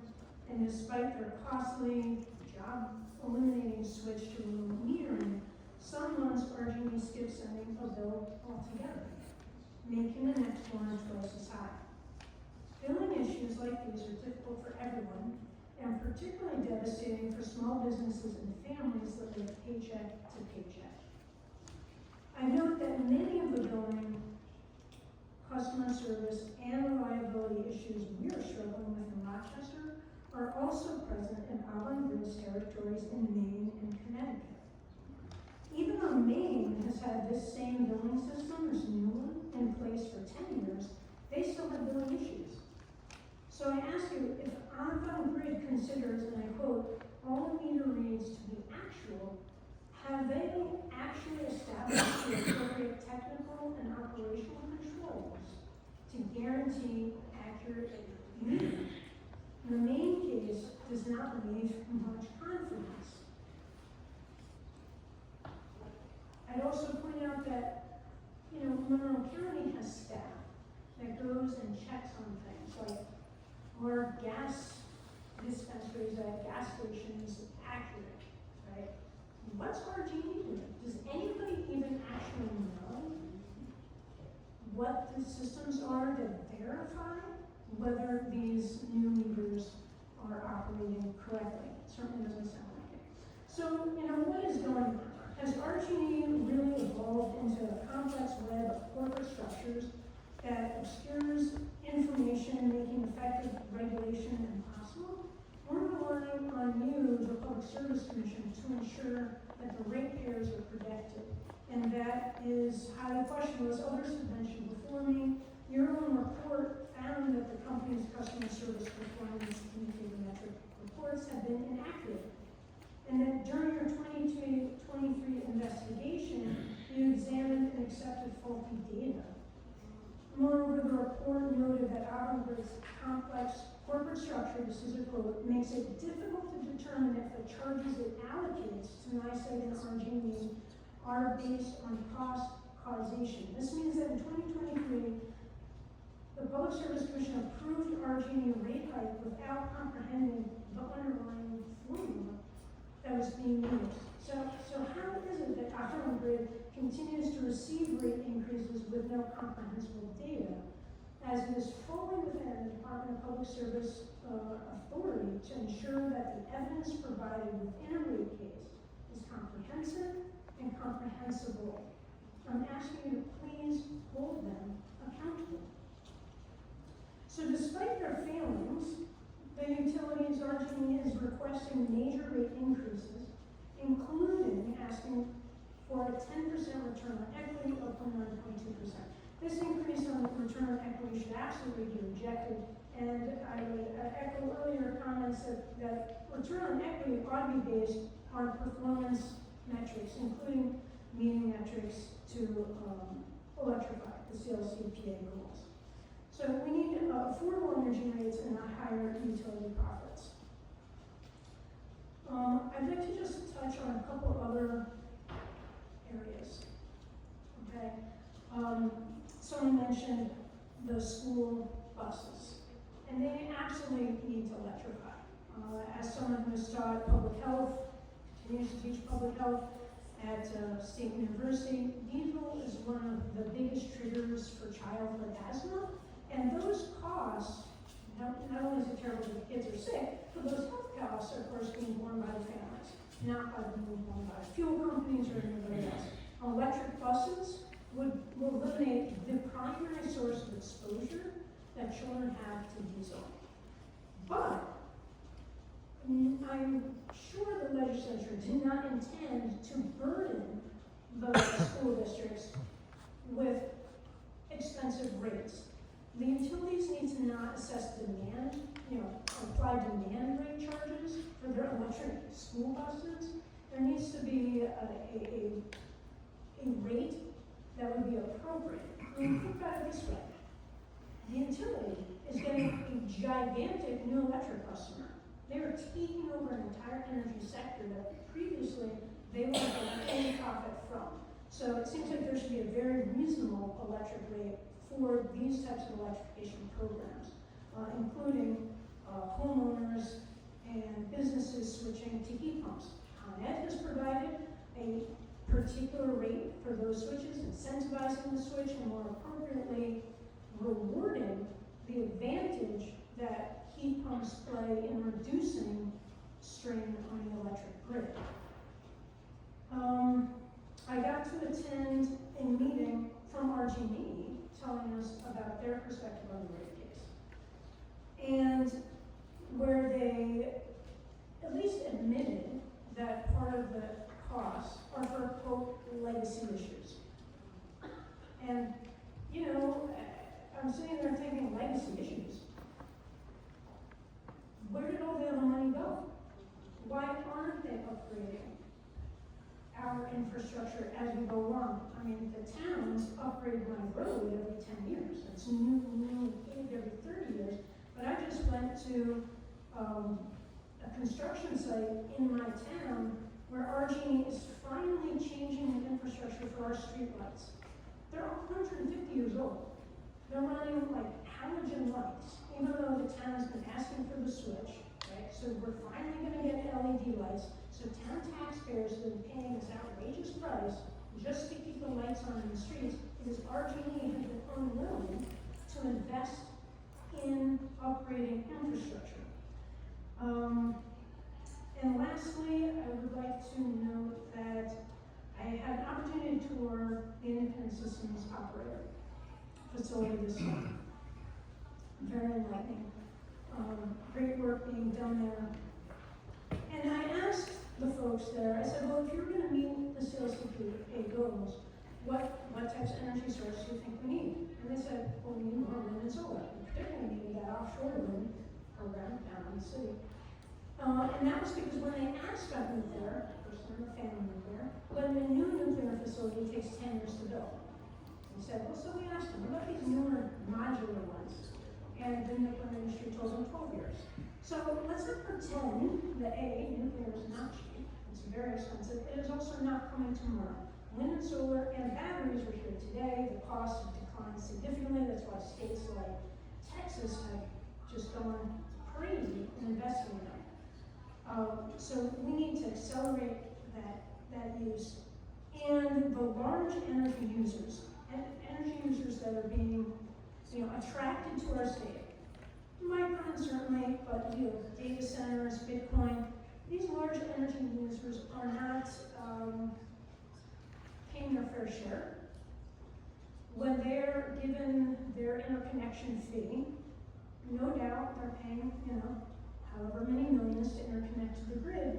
But it turns out that once that approval has been granted to them, then the utility turns around and says, oh wait, we need to upgrade all these other substations and so forth in order to accommodate that large energy user. Well, that is now, they are asking to put that on the ratepayer. But the ratepayer is not going to be profiting from these new entities. They don't even create that many jobs. So we need a system where the full cost is rightly assigned to these large corporate entities that are really going to be profiting from that investment. Okay? So thank you very much for your time. Thank you.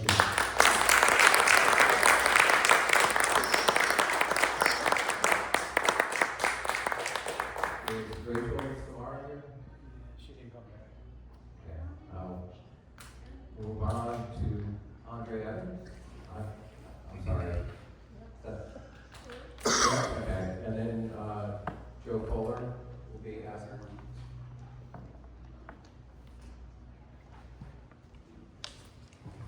Good evening, Mr. Commissioner. My name is Andrew Evans. I am the town supervisor of a community called Rochester, and I'd like to describe our community to you. We are considered a transition community. We remain one of the top places in the United States for families to buy their first home. We have the largest per capita older adult community in the town, as well as the largest growing young families in the community.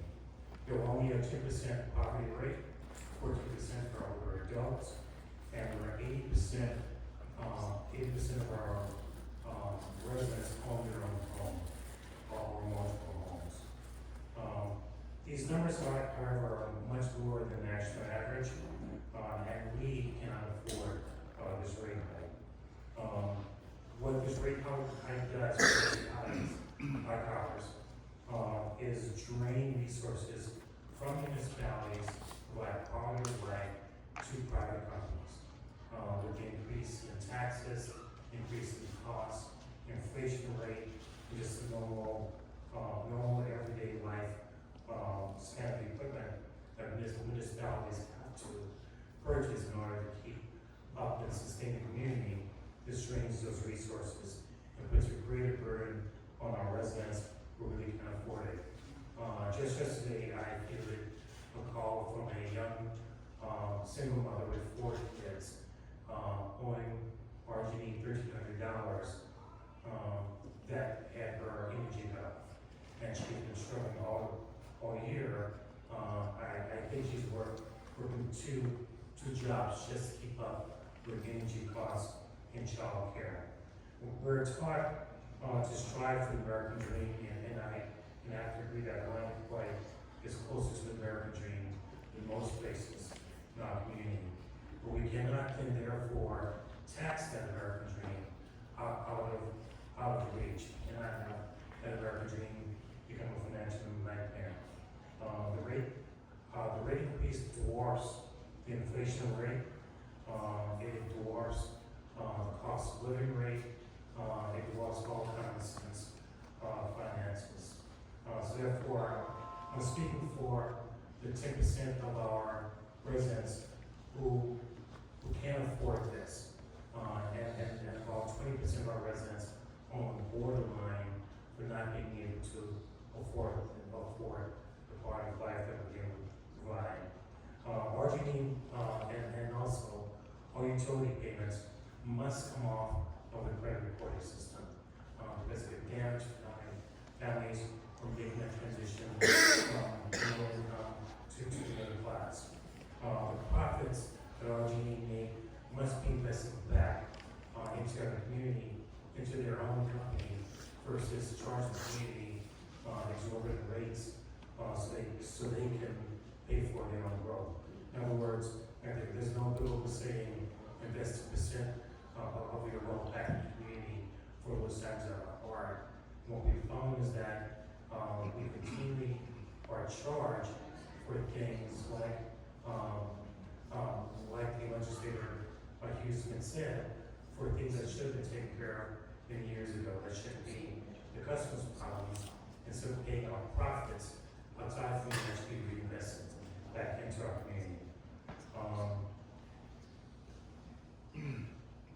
critical services such like RG&E should not be for-profit and should be non-profit. Municipalities run on a non-profit basis. We invest what we have, and we make strategic plans for what we need to do. Utility companies should not be draining those resources to pay for profits. That should be going back into requirements of people, because if people don't have another choice, they're caught in the monopoly, don't have another choice anywhere else. So that should not be a drain on the people, it should be an investment for the people. It must be a faster, as been said before, our running parties are environmentally conscious place. We're a treat city. We have led the state environmental resources. We invest heavily in solar. We like to see that for the greater part of the community. Larger increases or larger incentives for energy efficiency, conversion to natural resources, renewable resources for our energy costs, and also a higher development in microgrids and some of these macrogrids. By using more microgrids, we have a greater capacity for energy storage, energy maintenance, and repair. And that's what I'll have to say, and I thank you for giving this opportunity. And I also like to give kudos to the time that I've had working with RG&E. They have been responsive. However, we also have to have balance for the residents. Thanks very much. Thank you.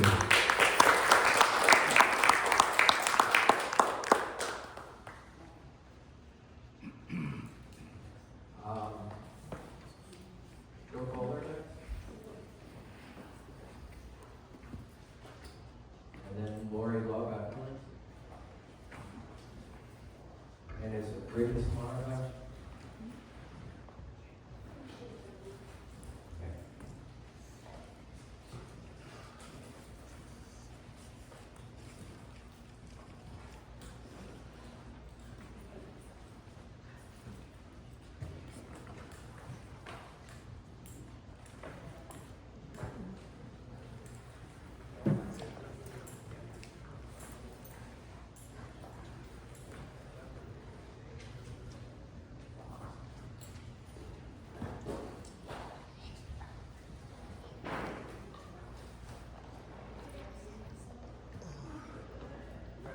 Thank you, Your Honor, for this opportunity. Thank you. I wish to thank Governor Kathy Hochul for supporting us. I wish to thank the Honorable Chairman of the PSC, Mr. Rory Christensen. I wish to thank the Secretary, Michelle Phillips. I wish to thank Joseph Dowling, Counsel to the PSC. I have worked with these individuals and I thank them.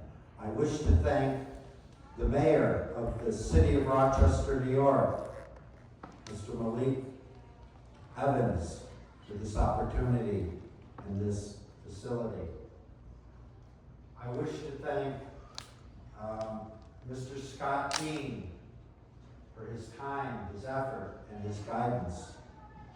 And I wish to thank the people that were in this room.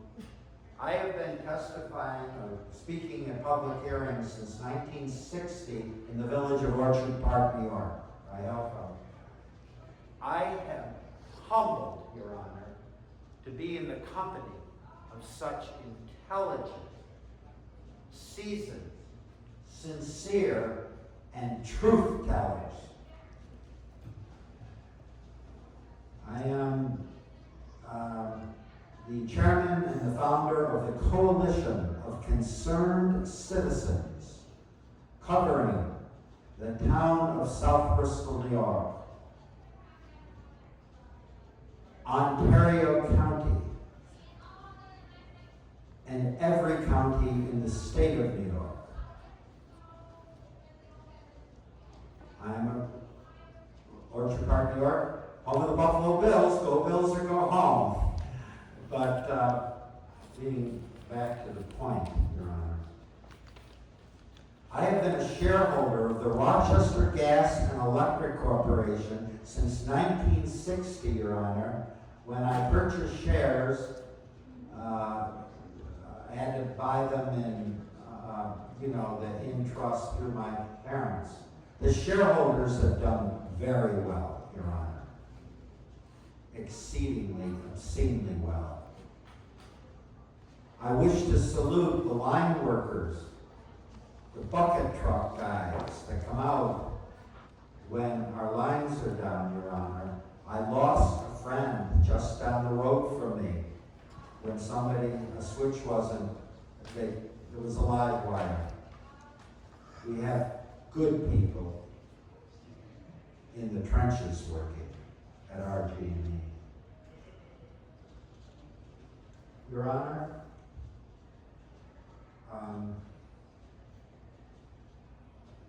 listening today to this august audience, my neighbors and friends behind me and those that have left, I learned a great deal.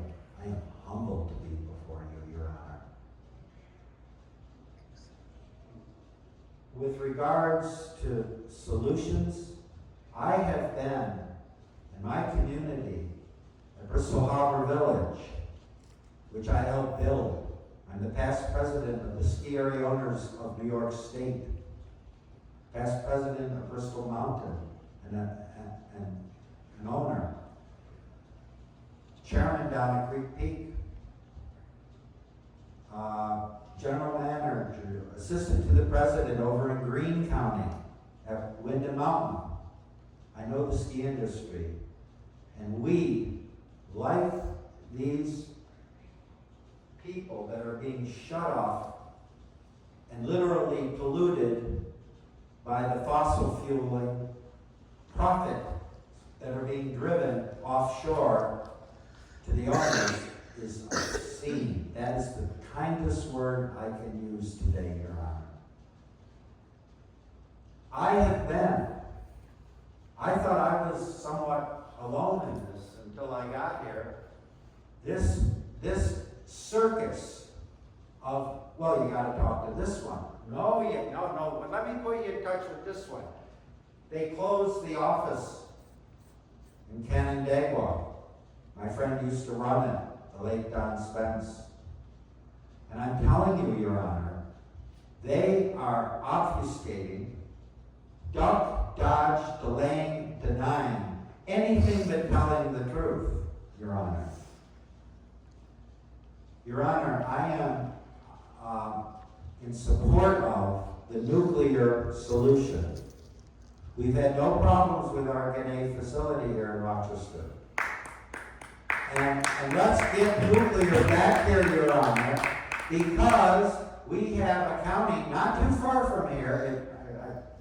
I don't want to misspeak, Your Honor. It might be Jefferson that said, bring it in, build the plant here. Instead of fossil fueling, which is literally killing our customers with cancer, Your Honor. I'm somewhat of an expert on these matters, as my coalition of concerned citizens exists not too far from the state of Florida in the Commonwealth of the Bahamas. And we are facing similar fossil killing fuels. I am against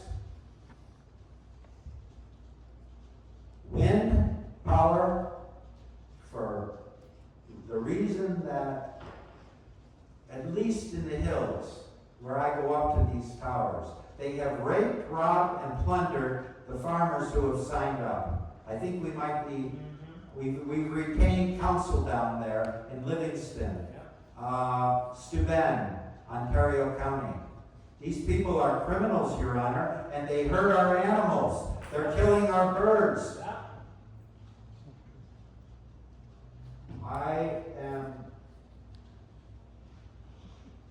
requesting, Your Honor, that this hearing today, there be an immediate, an injunction, a moratorium on any rate increases from the Rochester Gas and Electric and NYSEG corporations.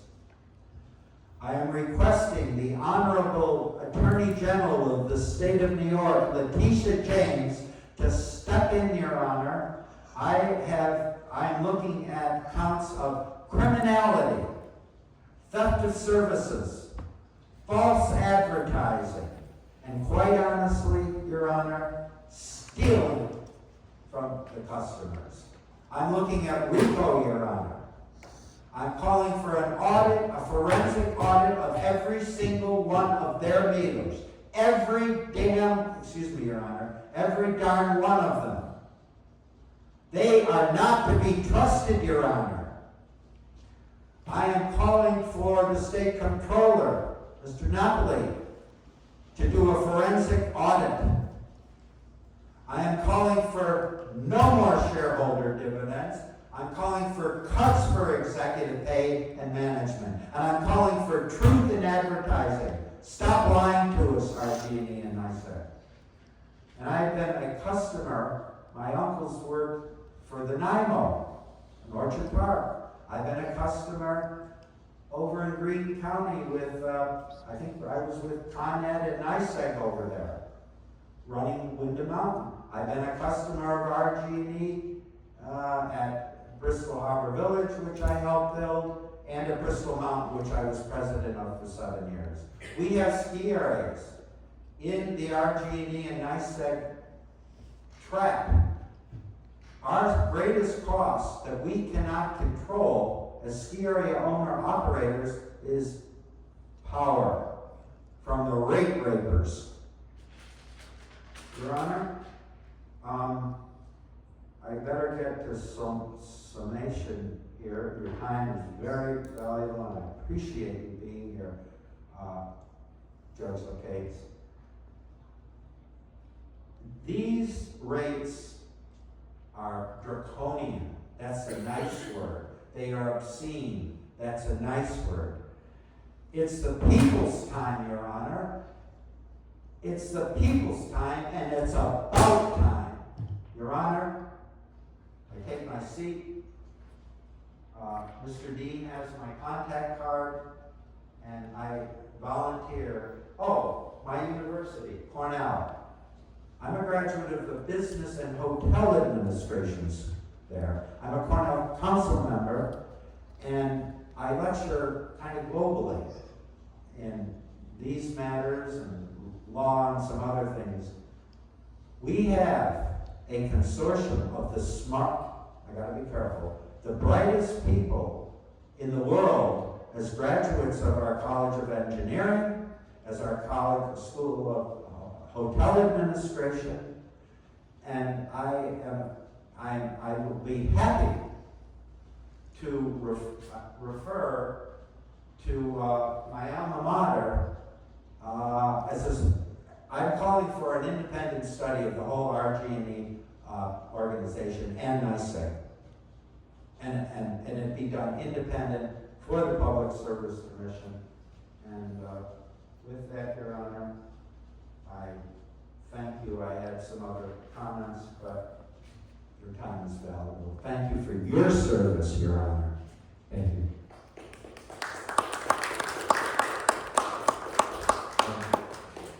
And my service here is to meet the public and to take your comments. And it's not my time you need to be concerned about.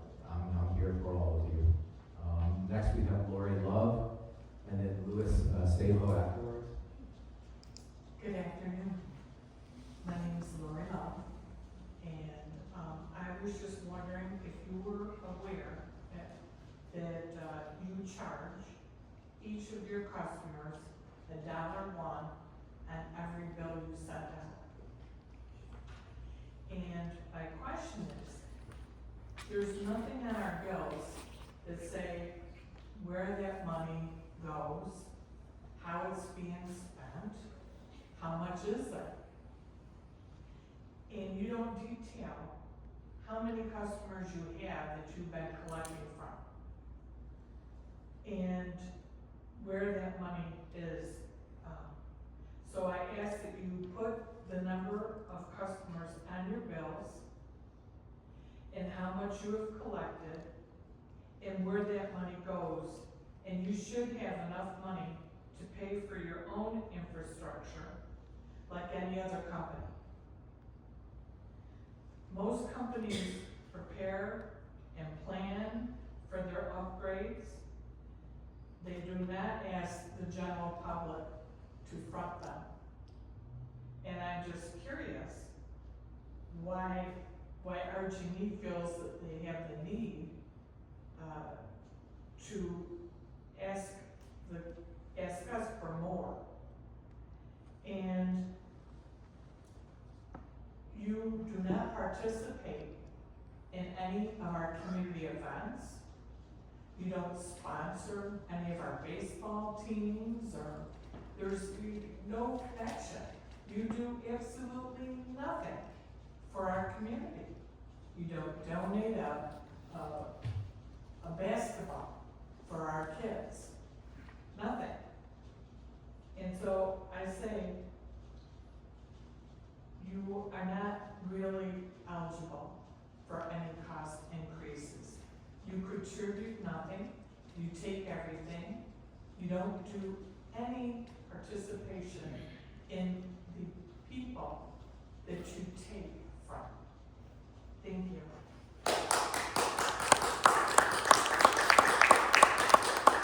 Thank you. Next is Louis Sabo, and afterwards we have Marcus Williams.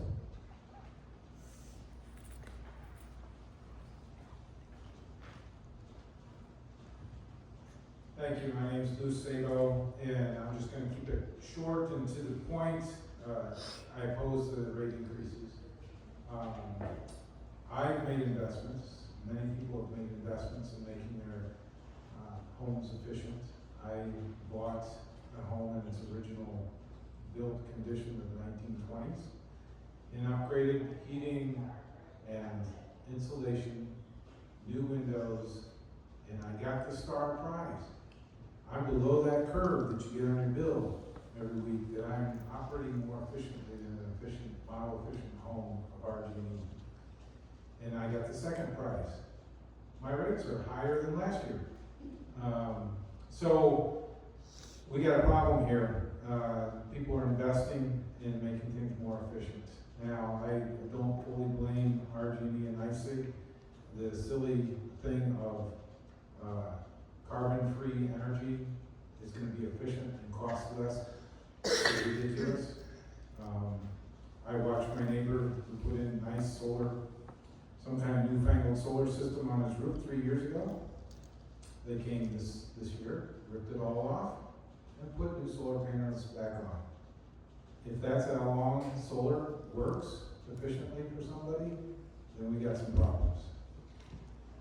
And so, investment in nuclear, I would agree with, and say we need to invest in long-term and very potent energy-producing sources. Nuclear is a good example. It's operated efficiently, and I have family that's in that industry, just so I give an inside report. They make a killing when New York and California run out of power. They go out and turn on their extra generation sources and charge a whole lot of money.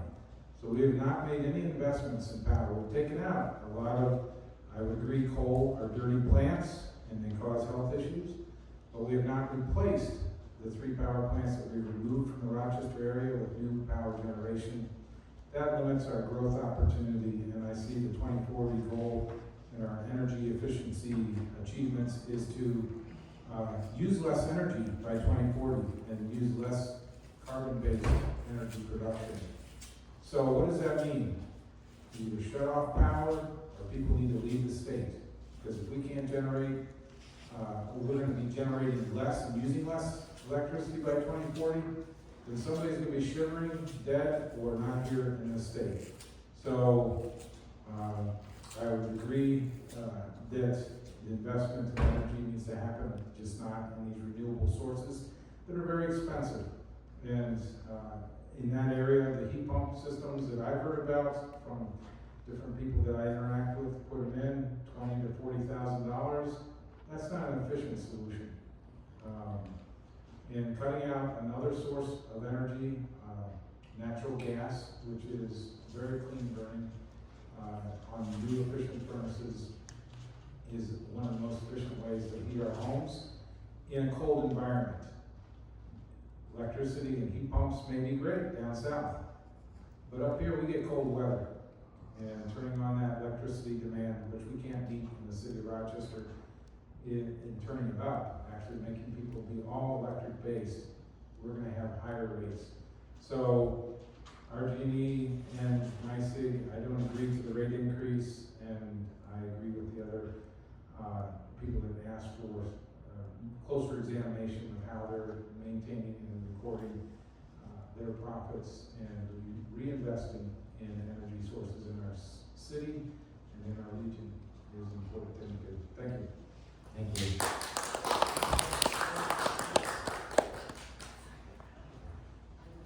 Next is Marcus Williams and then Darlene Williams.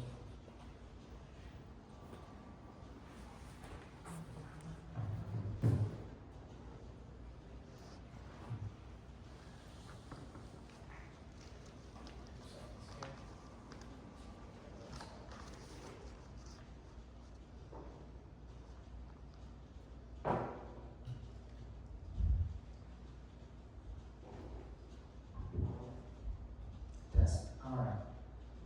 Thank you. Hey everybody, my name is Marcus C. Williams. I'm here to speak on the energy rate increases and our energy infrastructure. I understand that rebuilding infrastructure and modernizing infrastructure costs money, but this is an immense increase in our energy costs, and people are already struggling. We see the issues with the New York economy, and a large portion of that comes because of the high energy burden that's forced on us, especially the citizens and small businesses. So these rate increases are going to hurt our people even more, causing even more problems with energy rates, because then people aren't going to be able to pay them, so they're going to have to charge more because not enough people are paying them. So these are things we really need to take into consideration. Also, we shut down Indian Point, which was generating like almost 2 and some change worth of megawatts of electricity, and what do we have to replace that? Not enough. We put a massive investment in solar, and unfortunately, it's not practical where we live. We put so much money into solar that could have been put into working on our natural gas infrastructure, so we can actually then start focusing on moving towards more renewables, because we need something in that transition period. We use right now about 51% of our energy is generated by natural gas. So these are important facts that are not to be overlooked. I understand that they say that we've maxed out, I'm using air quotes, maxed out our hydroelectric capacity. That's not accurate either. We can do some more investment in looking into that infrastructure, exploratory. But really what we need to focus on is nuclear energy. We've got the options of small modular nuclear reactors. We also have large-scale nuclear reactors. We see that now with the new approvals that are going through the federal government, they're going through at record times. The only thing that we need to adjust in New York State is the New York State regulations. And please take that back to the state, because if they actually do that, I know even Kathy said that she's committed to at least one new nuclear plant so far. But we need more. If we were able to get maybe 14 new nuclear plants, we wouldn't even have to worry about renewables, okay? Because we'd be all fully renewable at our 70% capacity rate that we're looking to go in towards. Probably even more if we're talking, I'm just talking small modular, but if we're talking large scale, it'd be even more than enough energy to meet our 2040 goals. So this is the direction forward. It's going to be nuclear. We're an energy heavy city where we are right now, but New York is energy heavy because we're also in desperate need of heat in the winter and air conditioning in the summer. So we get it on both ends. And if we're moving and transitioning everything away from natural gas, then we're going to need reliable energy that goes 24/7, and the only way that we can do that is with nuclear. If we attempt to do it with solar or wind, it's not going to be amply sufficient, and we're going to have to clear cut whole forests just for the battery storage that we would need to do that. You know, and I don't think a lot of people look at that or anything like that. I ran the numbers on it. If we were gonna go completely solar panels like all of these people keep talking, we need over 500 square miles clear-cut forest, and that's just for the solar panels. Then we need 2,500 more, so 2,000 more square miles of battery storage. So it's just really not sustainable. It's nice, it's cute, it's fancy, it's hip, it's now, it's wow, but it's not practical. And we spent so much money investing into solar when we could have been investing into other fields of energy. I know New York likes to get their concept that, oh, well, if we just put a whole bunch of money in there, somebody else will invest into it. Well, right now, what they're investing into is nuclear. We could start off by reopening Indian Point. Like, that would be a very good start. I'd love to see that as number one. And then actually work on expanding some more nuclear plants. We can start in a number of different counties have already expressed interest. Even here in Monroe County, there are a number of people that have expressed interest, including Bob Duffy, who's the head of our Chamber of Commerce here, and the former Lieutenant Governor. So this is something that's viable. The state is providing money and grants to do that type of stuff. So that would also help us in our investment as we move to fiscal responsibility for our energy, because we want to keep the rates low for our people who are already struggling. And as many people have said, the rates are going up way faster than everything else, and their paychecks just aren't meeting the bend. So that's my suggestion. I hope that you take it back. I hope that the state moves forward with more nuclear. I know there might be an education hurdle there because a lot of people are not aware of how safe it is, and they associate nuclear with nuclear weapons, and it's not the same at all. We've had Grenade right up the street 15 minutes from here since before I've been born. You know, one of the oldest, longest running nuclear plants in the nation, and the smallest one too. I was watching a documentary on it the other day, kind of cool. But this is the wave of the future. That's why we see so many Fortune 500 companies, and even the Big 10 are all invested in nuclear. So that's the way for us to go. They see the future. They chart the future. Whether I like it or not, I got a lot to say on it. But that's the direction that they're going. So we should be following suit, because clearly they've got the eye on where we're going, and New York has dropped the ball, unfortunately. So let's pick it back up and make New York the Empire State again, and make it a livable state again. Because right now, the cost affordability ratio, it's just not here for most New Yorkers. Thank you very much.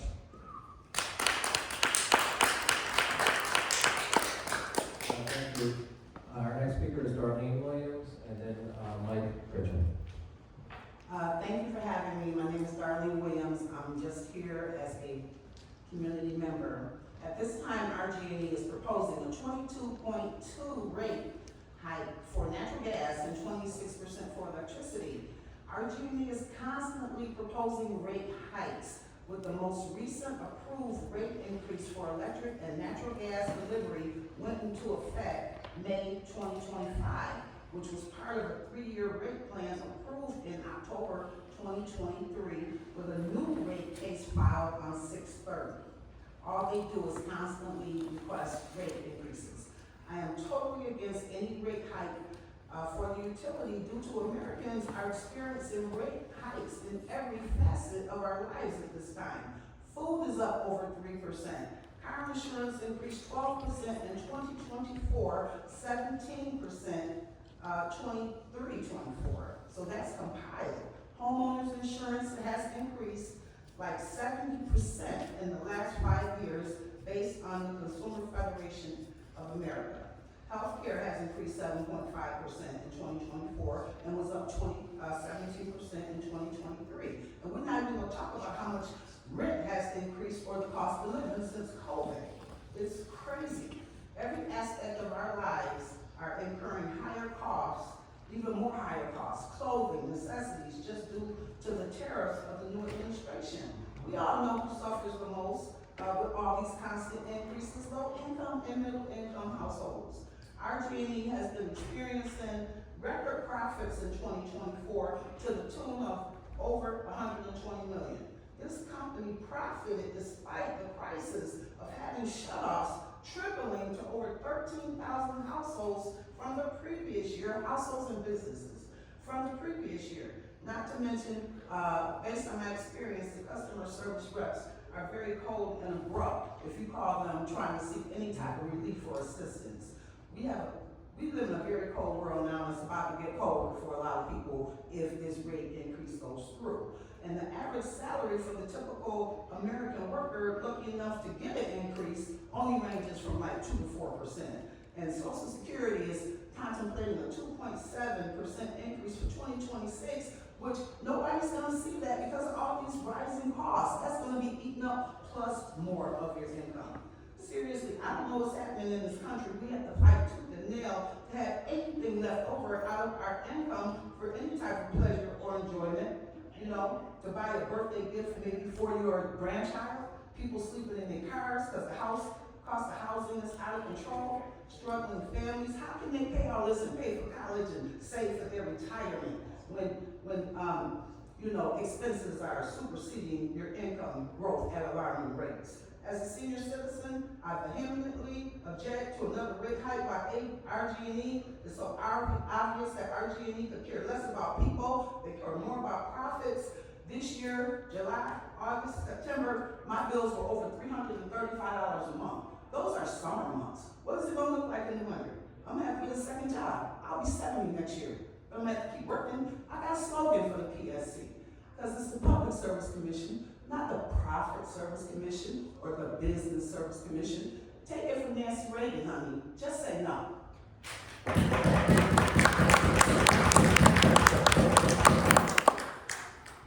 Our last speaker is Mike Pritchett. Actually, is Rachel Samara here? All right, our last speaker is Mike Pritchett this afternoon. Go ahead. I don't know who I'm addressing, but I'd like to thank the commission for holding the hearings and thank all the other people that are involved. I'm retired chemist. My COLA increase was 1.2% this year. I was looking at the justifications for the rate increases, and it says growing energy demand. They're going to increase the rate for growing energy demand.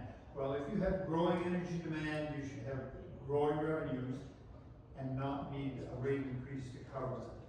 That should be taken right out of their calculations. Then it says they're going to upgrade aging infrastructure and systems to improve reliability. It's called depreciation. It should already be in the budget and should not result in a rate increase. Okay? They say they have increased capital investments. This is good. It's modernization and so on. How do you fund capital investments? There's two ways that I know of. You issue stock or you issue bonds. You don't ask for rate increases. Okay? I just, this is very annoying to say the least. I myself use electrical heat. It's expensive. And I see a 22% rate increase. I already have difficulty meeting my energy bills. And this is very annoying. I try to be green somewhat, and this is what happens. So they also say they want to meet clean energy goals. Okay, the two ways to meet clean energy goals, besides nuclear, which we're not investing in ways to clean up disasters or the current byproducts from nuclear reactions. So if you're not going to do the research, I really don't think you should be doing it, going nuclear, but you can do wind, I know that it's ugly, but so are telephone poles. And you can do solar, which, you know, some people seem to object to for, I don't know why, but we're paying farmers government money, tax money, to leave land fallow. That same money could be used by the farmers to start solar farms to replace the fallow land. So, you know, I don't know who they're trying to fool here with their, you know, justifications, but the ones that I see should have already been in their budget. Or they should be funding with equity and bonds. Or the increased revenue they get by meeting the increased demand for energy. Thank you for your time. I appreciate it. Please listen to what I have to say. And have a good day. Thank you very much. Go for everything. Mr. Kohler? Your Honor, just 3 points, if I may, please, sir. Okay. That you need to know. All right. Let's go back on the record. Yes, thank you. Thank you, Your Honor. Just a moment. We are on the record. Thank you. Mr. Kohler has asked to come back up and provide 3 points to his previous commentary. Mr. Kohler. Thank you, Your Honor. We have our ski areas across the state of New York. 43% of them have closed since our hike. We were the leader in the nation for the number of ski areas in the nation. Our ski areas closed.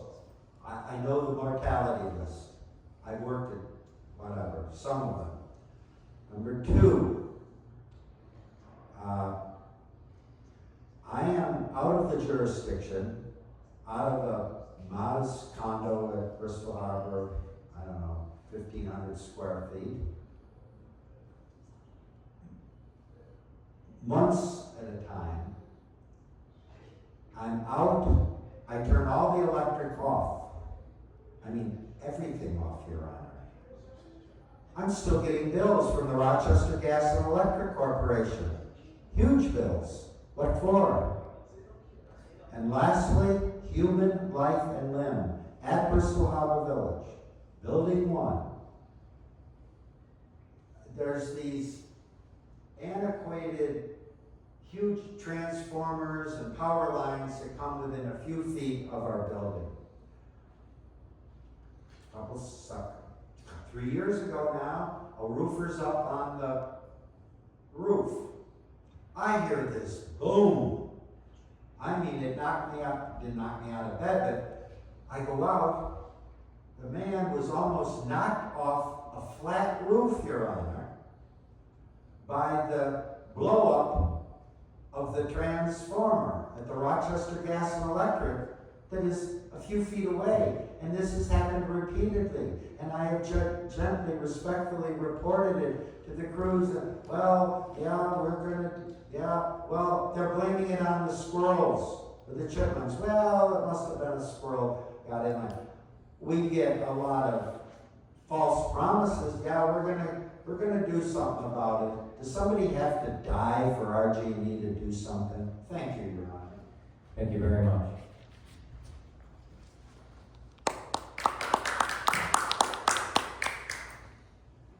While we finish this afternoon's speakers, I want to remind everyone that's still here that you can still submit public comments through these proceedings by the other means that I mentioned when we opened, that are also listed in the notice of public statement hearing that was issued on September 9th, 2025. It's available on the Department of Public Service website.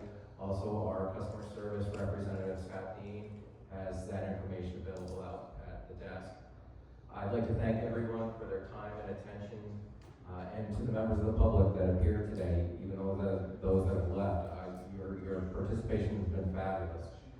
I'd like to thank you for your statements. I'd also like to thank the Department of Public Service Office of Consumer Services for administering this session, our court reporter, and the city of Rochester for providing this facility to us today. With that, this hearing is closed and we are off the record.